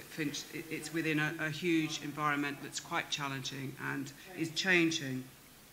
Now, unfortunately, I haven't been able to be with you all day, so I'm also hoping that I'm not going to be repeating things that you already know. And I'm working on the principle as well that you'll all know far more about open access, about gold, green, and so on than you ever thought you would, having been here all day. So I'm not going to talk through those aspects of it. And I think, as I say, I want to very firmly put open access in the context of the challenges that libraries are facing at the moment. And what I've done through the presentation is use a number of different pieces of research and initiatives to draw out some of the issues that I think are current. On my first slide, I've got some statistics. And one of the things that I discovered when I became a librarian, although I shouldn't really call myself a librarian because I'm not properly qualified, but I've discovered two things about information professionals. One is that they love acronyms, and the second thing is that they love statistics. So I thought that it would be sensible to start with some statistics to give us a bit of context. There are almost 1,000 academic libraries and around 4,500 public libraries, although that will be going down as we speak, and 6 national libraries in the UK, or legal deposit libraries. And I think the richness of the content that these bodies contain is extraordinary. The British Library alone holds 150 million items, 13 million books, over 1 million journals, 5 million items of grey literature. So that's the reports, the conference papers, and the theses, the power of knowledge already, there's the grey literature. And all this continues to grow in the British Library alone at the rate of about at least 10 kilometres per year. We have 625 million metres of shelving. 625 kilometres of shelving anyway, and that's growing at over 10 kilometres a year. So this is a huge amount of material that is constantly coming into these organisations. The library also has over 1.5 million visitors a year and 16,000 visits per day. The library also is, carrying on down these statistics, is a partner in the Ethos project, and this is doing a fantastic job of digitising PhD theses to make them more easily available to people. And there are over 300,000 now in the database, and it's very clear that the use of that database is increasing exponentially as the stuff becomes more easily available. And I think that's one of the things that's very important. It's actually, not only do we have the stuff, but we need to improve the access to it and the usage of it. The UK is also involved in UKRR, which is the UK Research Reserve, which is doing the sort of slightly the opposite thing, which is deduplicating material, which is very low-use material. It's a partnership of libraries that are doing that, and that's across the academic sector. And that's actually releasing shelving for the continuing growth of shelving. And the aim is to reach, to free up something like 100 kilometres by 2013. So at the same time as trying to make more stuff available digitally, the libraries are also trying to, for want of a better word, cull their existing collections. Expenditure is also a key issue, not just for libraries, of course, but for everybody. But interestingly, spending on libraries as an amount has increased over the last decade, but actually as a proportion of academic expenditure, it's dropped. And there are more serial titles on subscription, and the prices of those have increased, although they are very subject to the vagaries of subscription rates. But the trend through libraries is to try and rationalise their expenditure. And when you look at things like the average price of academic books, which range from something like £48 to £67, this is a huge amount of money that libraries are, academic libraries are needing to find through their acquisition budgets. So the expenditure on print-only, combined print and digital serials is all falling. So all this means that there are some significant challenges to academic libraries. And a RIN report from 2009 found that over the previous decade, there'd been quite a period of growth of expenditure, but not surprisingly, the expectation was that the industry or the sector was moving into a sustained period of cuts. And so this meant that there were issues, for example, what to spend money on, staffing or resources, how much money to spend on those resources, where to spend, where to cut back. Much greater emphasis on service development and the focus on users. And I think it's fair to say that those of you in academic institutions will know that the role of libraries and the physical appearance of libraries has changed radically over the past decade. They're open 24/7 to meet the demands of a generation who expect things to be open 24/7. And the nature of the physical space has also changed enormously. Much more collaborative working space, much fewer books obviously available in many libraries, much more electronic provision, and all that means in terms of the type of material that's got to be and the resources that need to be there, more cafes and all of those types of things. But of course, some still do have the quiet zones for quiet working. But these are radically different institutions, certainly to the time when I was a student, when the whole library was a quiet, hushed, sort of hallowed place of study. This means that librarians also need to look more carefully at, or closely at things like data curation. Actually, in the open data initiatives that are going on are raising a whole other challenge for libraries about that type of resource. Open access inevitably is a big issue. Rights and permissions management, and that just started to touch on that in the previous section. And training for staff and students in what all of this means is absolutely critical. And as I've said, there are tighter acquisition budgets, difficulties of sustaining journal provision, and subscription costs. And as an aside, I thought it was also worth mentioning that there is a trend in the government and third sectors for library provision and information provision to be closing. This other provision is disappearing. There is a reliance on what's available digitally and an assumption that if it's found digitally, that's all there is. So there is that side of things as well. We're approached almost weekly with requests from governments and third sector libraries as to whether we'll take their content as they're closing down. And I think that this could mean that there's growing pressure on academic libraries to open up their provision to the wider community in a way that they haven't done so much so far. The library did a vision for 2020 recently, and we interviewed a number of external experts for their views on how the landscape was changing. And I put some of these on the slide, which I'll highlight some of them. On access, there's a general consensus for the critical mass of digitised content, so that for there to be more digitised content and to preserve large data sets for reuse. And in fact, a lot of the research councils now are looking at secondary data initiatives and so on to actually promote the reuse of material. Likely to be a smaller distributed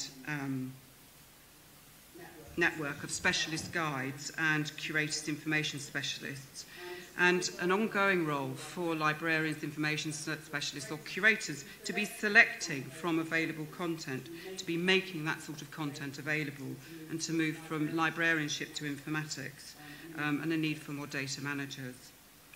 But also alongside this, the external experts felt that there would be a much greater need for researchers themselves to get better at finding and interpreting sources of information, and lots about the reliance on search engines that I've already mentioned.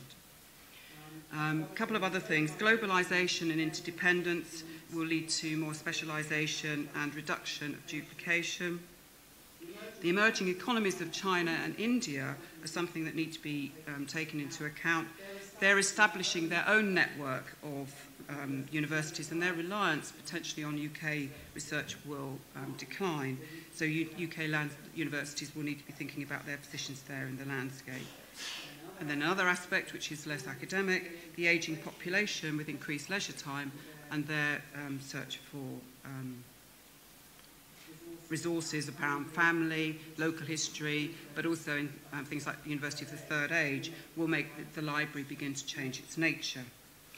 I won't talk about the copyright issues because I think that's all been covered in the next session. I've got some other things that I'll make, but definitely the growth of open access, Creative Commons licenses, consumers themselves not being easily able to distinguish between legal and illegal sources, and also, I think, in terms of younger people, a lack of knowledge, but also an expectation that everything should be available and is available, so wanting to capture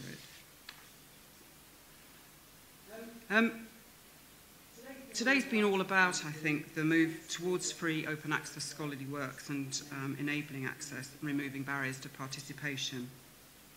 And it's clear that research itself is becoming increasingly collaborative and open. As well as through government impetus, there's support from open access publishing models being driven by institutional mandates. And for example, the US National Institute of Health, which distributes $29 billion worth of grants, resulting in 80,000 articles annually, has insisting on its articles being available to all within a year of publication. So that's been very significantly driven by them. And again, as I suspect you will have heard today, there's a range of models for open access altogether, including the author pays, hybrid open access, and time-delayed open access.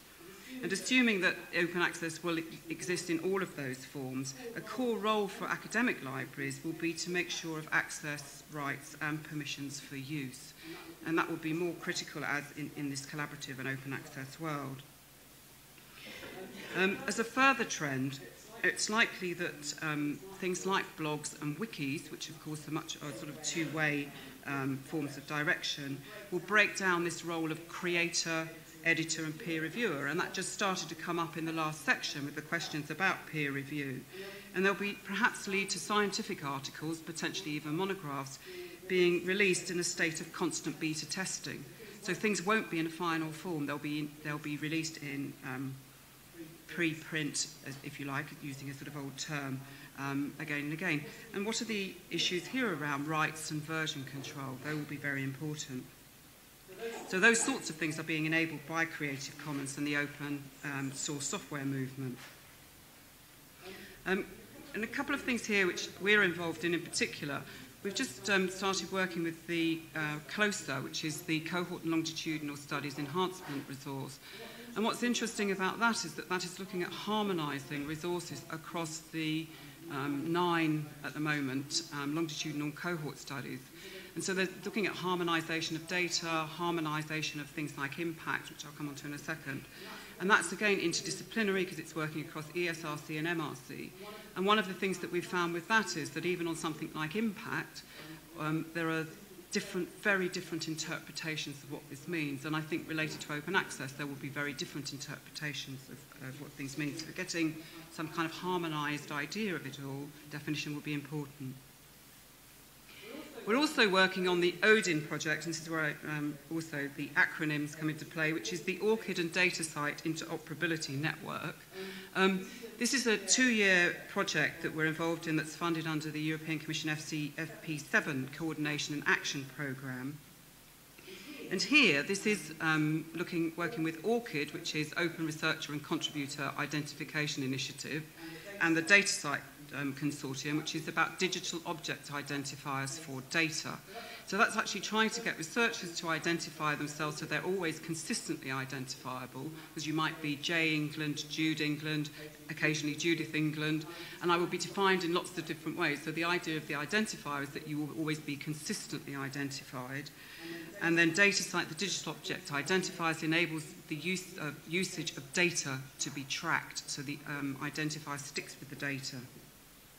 We're working with ORCID and DataCite, but also CERN, Dryad, Archive, and the Australian National Data Service. And the idea with this is that we are going to test proofs of concept which will enable tracking of creator, curator, researcher, user, and data, so that we can actually wrap all of those things up and follow them through. And with the social sciences, what we want to be able to do is to see if that can enable us to track impact through the sort of cycle. And with the CERN are doing the science proof of concept, where they have potentially 3,000 authors on a scientific paper. So they're looking at their proof of concept and what are the implications of that, the identifiers there. But data sets here and data, we're using a very broad definition. It won't apply to journals, but it does include grey literature, presentations, code, etc. So that will enable that type of activity to be tracked and people to be credited for actually activities which are kind of downstream from publication. So that infrastructure exists, and what we're going to be doing is expand on those principles. So we set up a fixture which will give a data site digital object identifier and link it back to the ORCID profile. We want to really engage with data centres and institutional repositories to allow easier and more open access, more open discovery of non-traditional research outputs. So that's what that project will do. We've just started. I thought I'd move on to a slightly different angle and think about the fate of print. We did again for our 2020 vision work a piece of research that Outsell did for us, which looked at the speed of transition from print to digital. I've got 4 tables altogether. The first 2 are looking at fiction, that's the one in the top corner, and newspapers in the bottom corner. And the red figures are the ones that are digital only. The grey figure is digital and print, and then the blue is physical only. So if you look at the ones that are the fiction ones, the blue is there. It's saying that will stay primarily down to about 40%, but actually the rate of its fall from print only is slower than that for newspapers. Now, interestingly, I suspect that these figures, if we did them again even 2 years later, would change now. I suspect that there will be very few sort of traditional newspapers left in print form by 2020. And I suspect even the combined print and digital will be gone. Might be just free press only. But if you look at the trend of journals and monographs, this is a much different picture, where the rate of trend to digital objects only is much faster, particularly for journals, less so for monographs. But again, I suspect that that figure for monographs may already have shifted and be moving to digital more quickly. At the same time as this transition, the UK legal deposit libraries, including the National Libraries of Wales and Scotland, Bodleian, Cambridge, Trinity College, Dublin, will hopefully next April be getting the regulations necessary for the implementation of non-print legal deposit. So this means legal deposit of digital objects, which is not possible at the moment. This has considerable implications for storage and for how we manage all of this, although access will still be limited to one user on site of the organisations. But it's likely that there will be huge digital storage requirements. So again, for academic libraries and for how libraries cope with this, this is actually a big challenge that's coming ahead. There's also been some work done on libraries of the future, and this is taking an even longer term perspective up to 2050, the Libraries of the Future project. And this was a collaboration between the British Library, JISC, RIN, Research Libraries UK, and SCONAL, which is the Society of College, National and University Libraries. And they came up with 3 potential scenarios for 2050. This was through workshops, and they were identifying the critical factors that were likely to have the most impact on the future. And the access, the open and closed access, is whether society and higher education have open or closed values, and whether the cross-access is whether HE is going to be dominated by the state or the private sector. And they developed these long-term scenarios, which are the walled garden, the beehive, or the Wild West.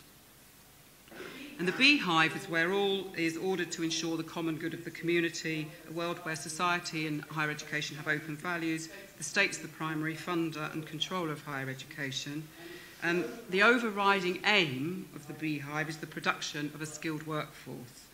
So it's created a largely homogenous higher education system for the greater mass, and a limited market is provided within HE to drive up quality. Then there's the walled gardens, this is another potential scenario, where higher education becomes shut off from the outside world. The inhabitants of the garden neither know nor care much about the world beyond, And the closed nature of the society makes higher education institutions insular and inward-looking, and they're isolated from other institutions in their value systems. And if you think back to what I was saying about the trend for other libraries to be closing, that challenge sort of fits in there. And then the last one is of the Wild West, the no-holds-barred free-for-all, which is dominated by capitalism and corporate power, including the higher education sector. Private providers are competing with each other and the state, and with the state for provide educational services, and the power lies in the hands of the consumer, able to pick and choose from courses and learning materials to create a personal education experience. So again, this is another challenge for libraries. Which direction is these scenarios going to go on? And then, I don't know how much we've thought about consumers today, but I didn't want us to forget the consumer. So I've looked at the strategic challenges for libraries, I've looked at the changing economic and information landscape, I've looked at the print-digital transition, and here are the users. And I thought this slide actually captures a beautiful example of how things are changing in terms of user expectations. Changing ways of working and using digital technology.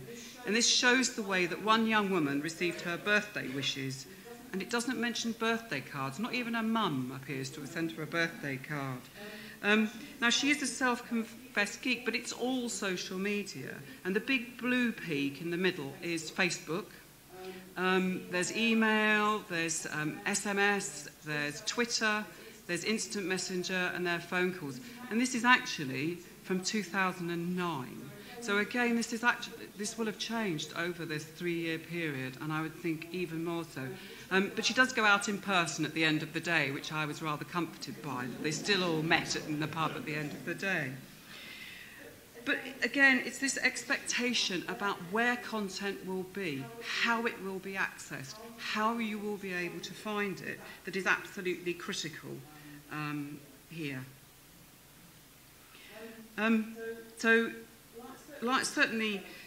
Just going back to libraries and librarians, I think, and we began to talk about that with the mention of plagiarism actually at the end of the last section, that libraries and librarians are really well aware of the power of Google and the power of Wikipedia. Somebody said to me the other day that a lot of students, what they do is that they use Wikipedia as their jumping off point. They start there because there are articles and peer-reviewed articles, and then they move on from there.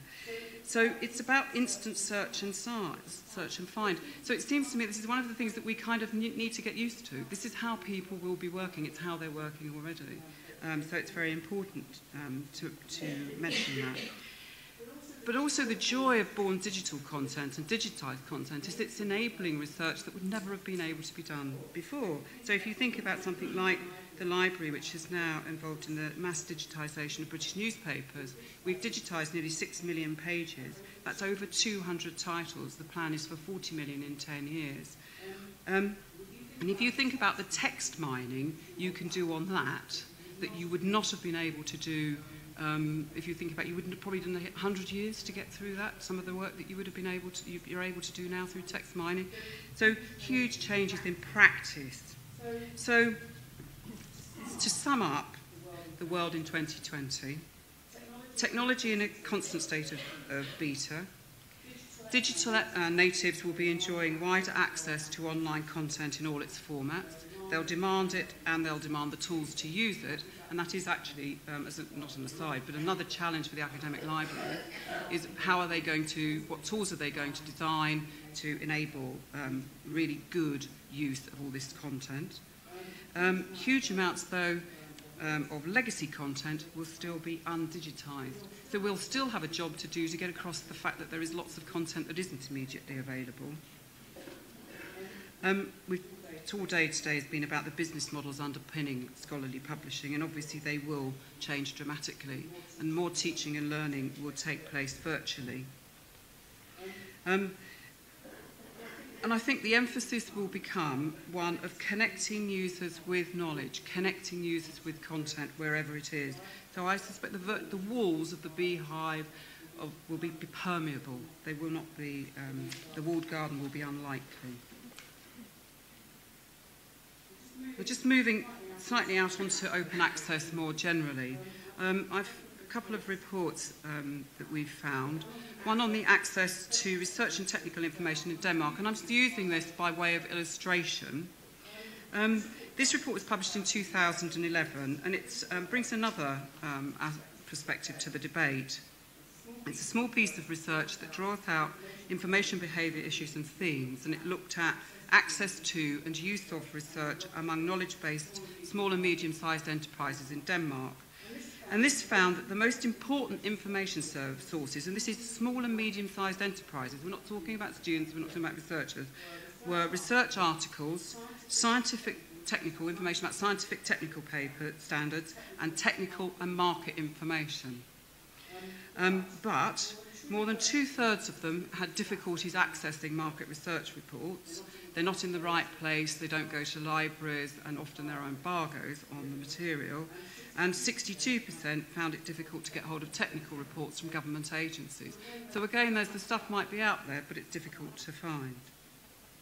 So they did have links with university and colleges, and I'm sure a lot of you will know people they've still got students who'd got their cards still. They were using those informal routes into universities and colleges. But they also used open access materials widely. So over half were using institutional repositories or subject repositories, and open access journals monthly or more often. So actually, these again, the small and medium-sized enterprises finding their way to open access material. And the access to academic research, from their point of view, brought huge benefits. 27% of products and 19% of processes they introduced or developed would have been delayed and cost more without that information. And actually, interestingly, today, I came from, the reason I couldn't be here all day is that the cohort and longitudinal studies enhancement resource had its leadership team meeting, where we're involved in work on impact. And we were talking about what did they find generated the most impact. And immediately, one of them said open access. Actually being able to, particularly for those outside of higher education, being able to access their information through open access networks enabled them to have the most impact. Another piece on open access and libraries from Charles Bailey from 2008. And I thought the first point he makes is quite interesting, that open access doesn't require that libraries do anything for it to exist. So in some ways it will exist whether or not libraries do anything. And his view was that full open access was a good thing because content was owned, not licensed. The rights and permissions would be clear and promote access. That there was no need for authentication barriers. No need to err on the side of non-use, and this is all the implications for libraries. And no need to seek permission for reproduction. And no need to negotiate for prices or license or cancel subscriptions if you didn't have enough money. And so this is the point of view from libraries, that all the time we're having to think about who owns the content, who's got the license to it, what are the rights and permissions for it, what are the access conditions, what's the authentication barrier, how do we get people through them? And then when we are providing access to some content, why is there suddenly a paywall also becomes an issue? And we don't have to err on that side of non-use and non-reproduction.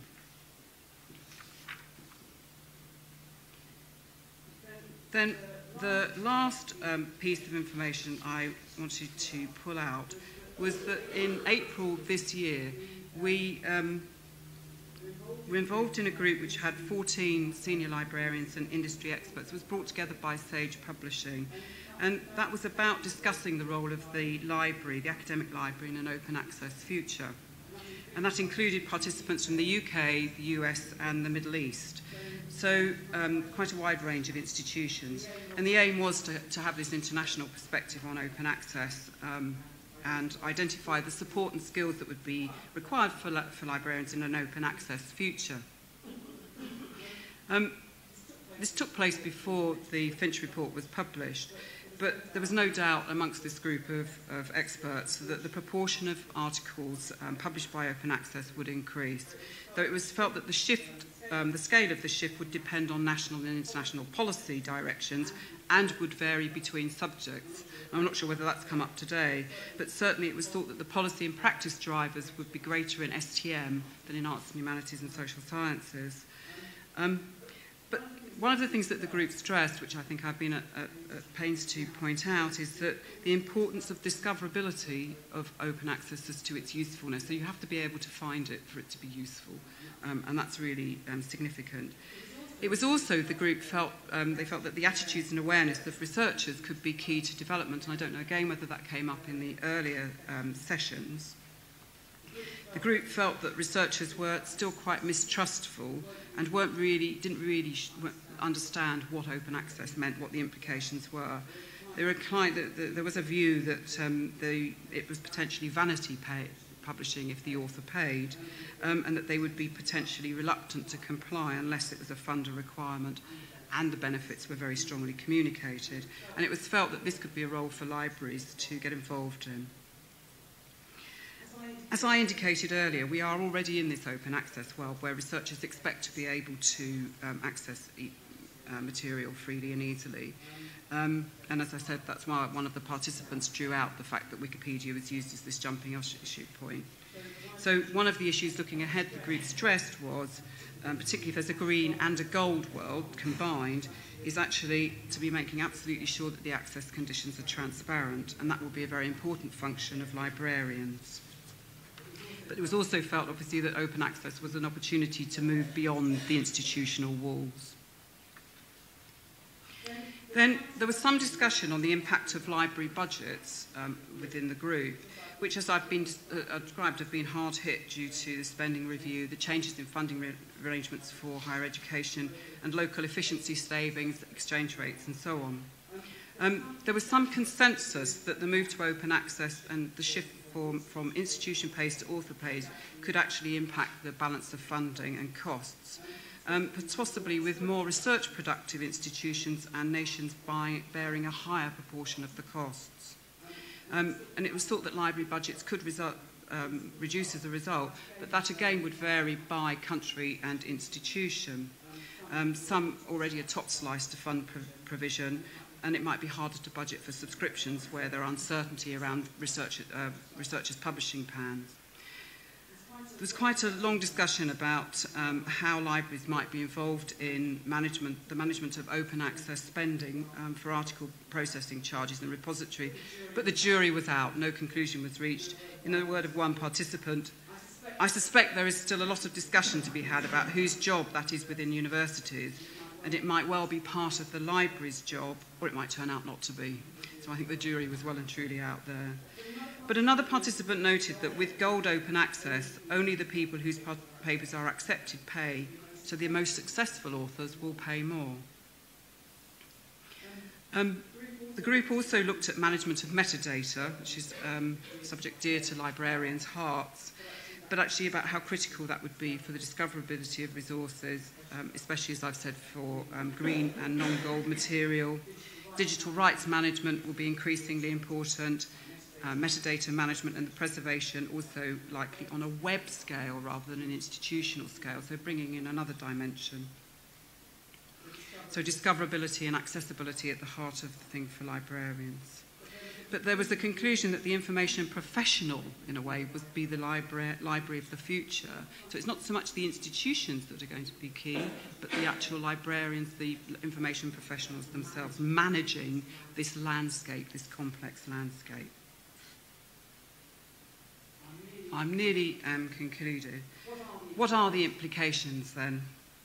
Well, it's no exaggeration to say that libraries are, and have been for some time, in a period of major change. And one of these major issues have been, as I've said, to balance this physical presence of libraries and the existence of libraries, the books and the buildings, with the challenges of the digital landscape. And open access is fundamentally one part of that landscape. I don't want to gloss over some of the budget implications of open access. This shift to institutional, or if author pays, there could be this shift in institutional budgets away from libraries to their research operations. And there are worries among the non-Russell group of of universities, as to whether plans to allocate support for research publication will be sufficient for them. So there's also the implications not just across the sector, but within bits of the sector, and I'm sure that's come out earlier, would have been talked about today. But as I've indicated through this presentation, library budgets are no stranger to challenge. Even Harvard, and I quote from an article in The Guardian in April this year, has been exasperated by rising subscription costs, and they're encouraging their faculty to publish in open access journals. And Research Libraries UK have been negotiating new deals which have apparently saved millions every year for its 30-member libraries. But I think it's also very clear that we'll need to monitor the impact. Research libraries also see themselves as part of a network and a shared landscape, hence the critical importance of collaborating and connecting and moving beyond national and institutional boundaries. And libraries could also play, as I think I've indicated, a really significant role in helping researchers understand the differences between gold and green open access, or the different types of open access, and encouraging archiving, so explaining the rationale for archiving.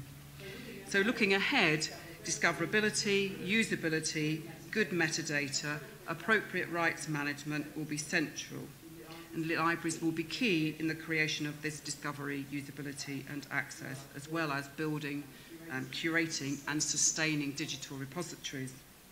So it'll be essential to monitor within this the user expectations in the changing environment, and try to sum that up with a little information life cycle there. And my last slide, this is the last slide, more or less the last slide of the day. I just thought I'd put this up. And I felt that for libraries in many ways, this is a question of don't panic. We need to keep calm and building links with our researchers, with our users, and with ourselves, in between ourselves.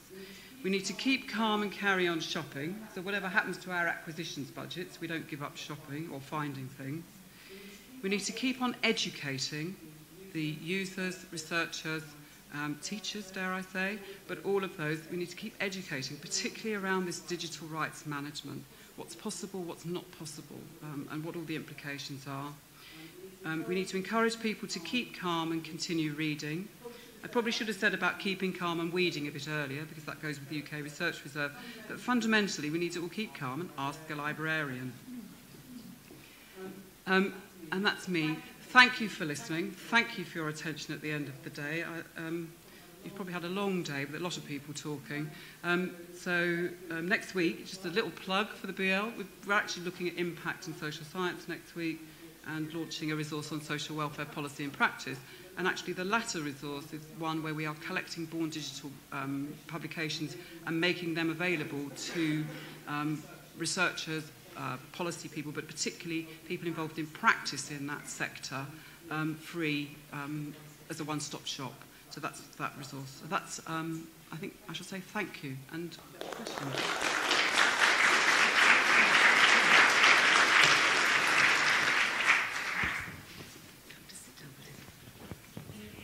We've got time just for a couple of questions to Jude, but I must say I'm very grateful to her for setting the discussions that we've been having today in that much broader context. I think that's been enormously helpful.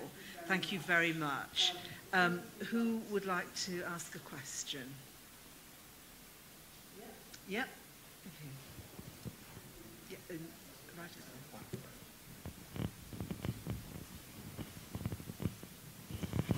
Thank you. That was most informative. I'm Terrell Carver from the University of Bristol and the Political Studies Association of the UK. Could you tell us a little bit more about what UK libraries and librarians have done to bring the price of journal subscriptions down? My comment and question this morning was really to the effect that we've got a business model and ordinary market relations operating here, and if any of us, libraries included, feel we're paying too much for a product, it's up to us as consumers to do one thing or another to resist and get prices down. And I believe you will know about this. Harvard and other institutions in the US banded together not just to create some open access arrangements, which might be good around the edge, but to basically get the price of scientific and medical journals down, because that seems to be the chief area of complaint.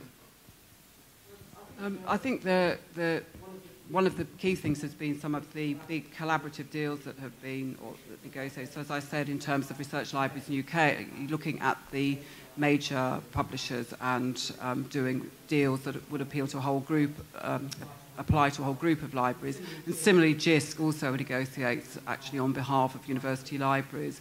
And I think also the other thing from our perspective is actually to be looking at what's used. So really being very ruthless and not accepting that because you've been having it for 10 years, you should carry on having it. So I think there's something about that constant iteration, going through the resources and not taking for granted the material you've had. But I do think that trying to work collaboratively actually makes a big difference. Thanks. Another question? Yes? Middle there.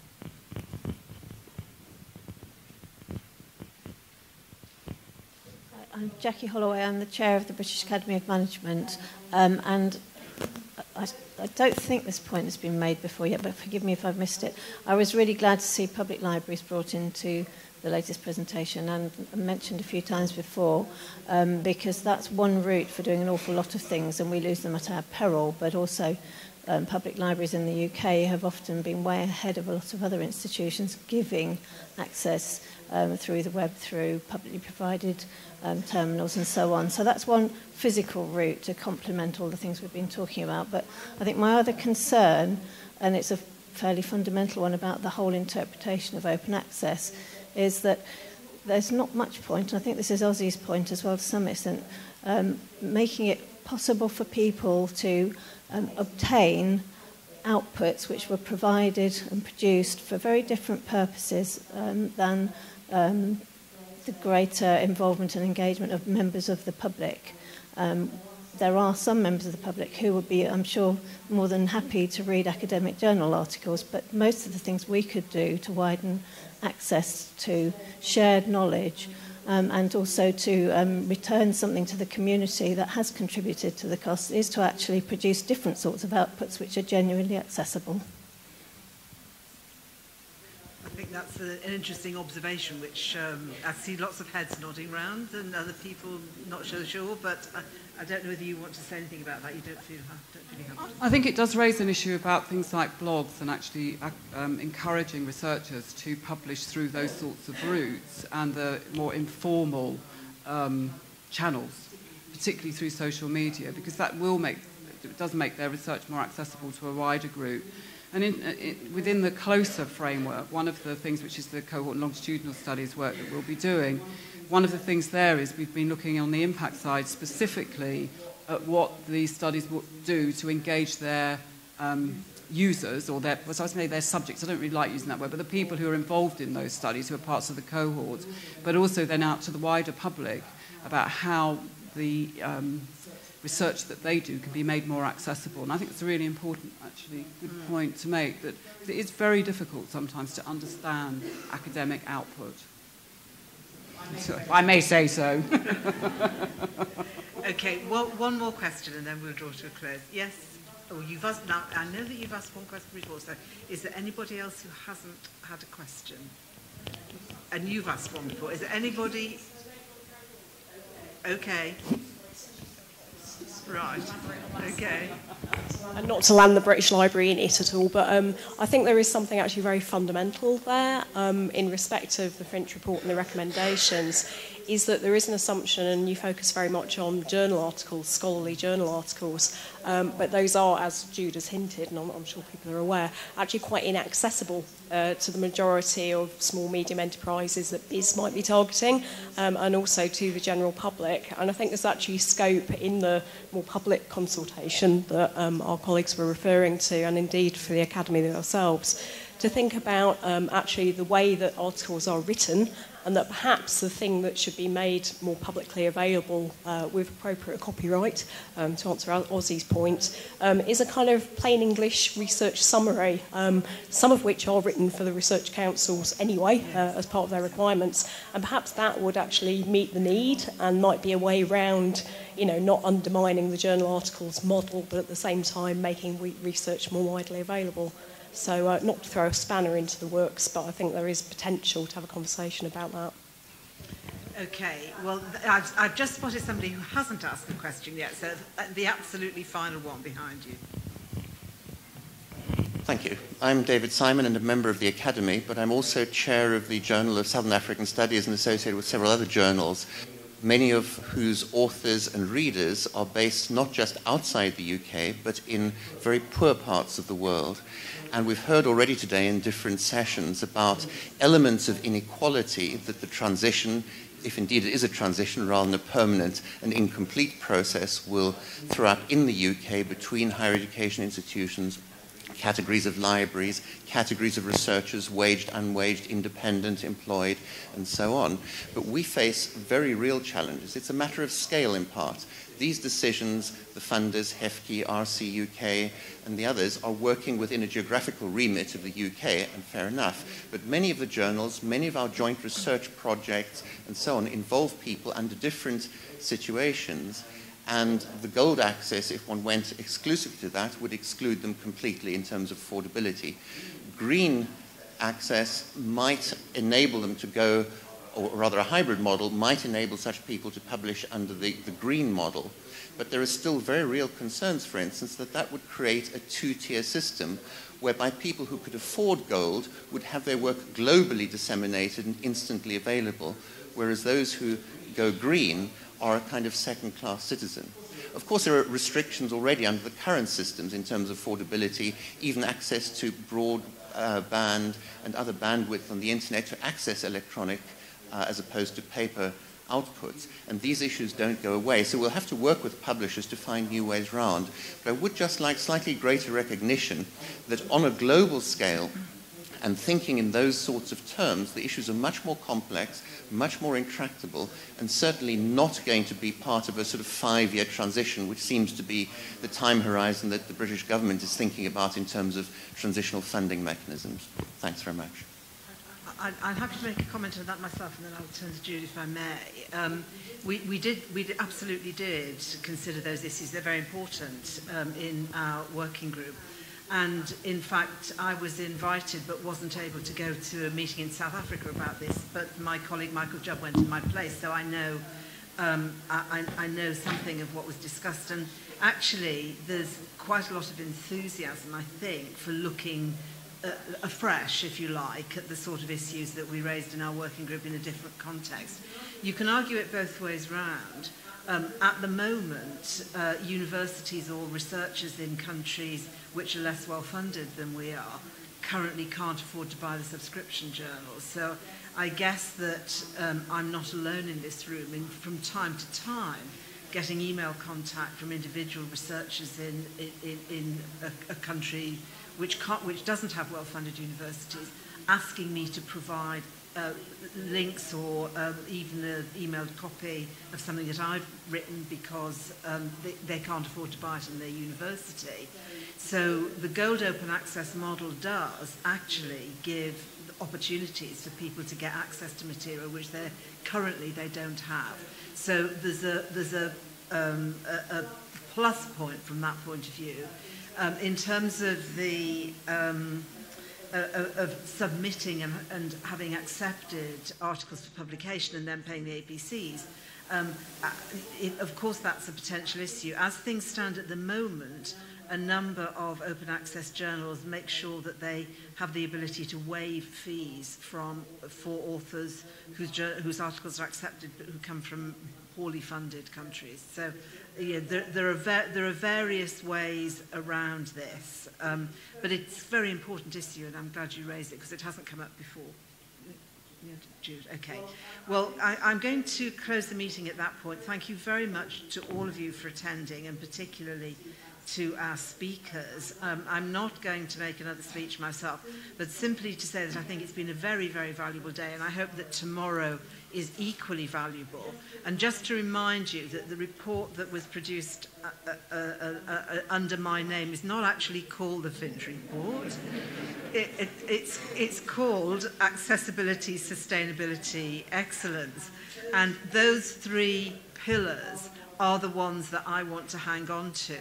And we will succeed in moving forward if we manage to produce a situation in 5 or 10 or 20 years' time where those 3 pillars are still strong. We've got good access to more people. a sustainable business model and an affordable one, and one where the excellence of research is maintained. Those are my personal criteria. If we do nothing, all three of those are at risk. And that's why I think it's worth making sure that we can take as many people with us through the implementation phase with positive enthusiasm, I hope, as well as continuing questions and contributing as this conference has done to helping to make it a success. Thank you very much.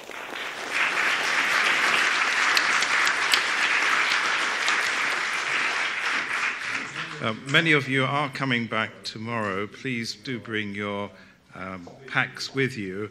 Those of you who aren't coming back, if you can spare a moment or two just to complete the feedback form, I will be grateful. There's a box and a chair on the way out. Thank you very much.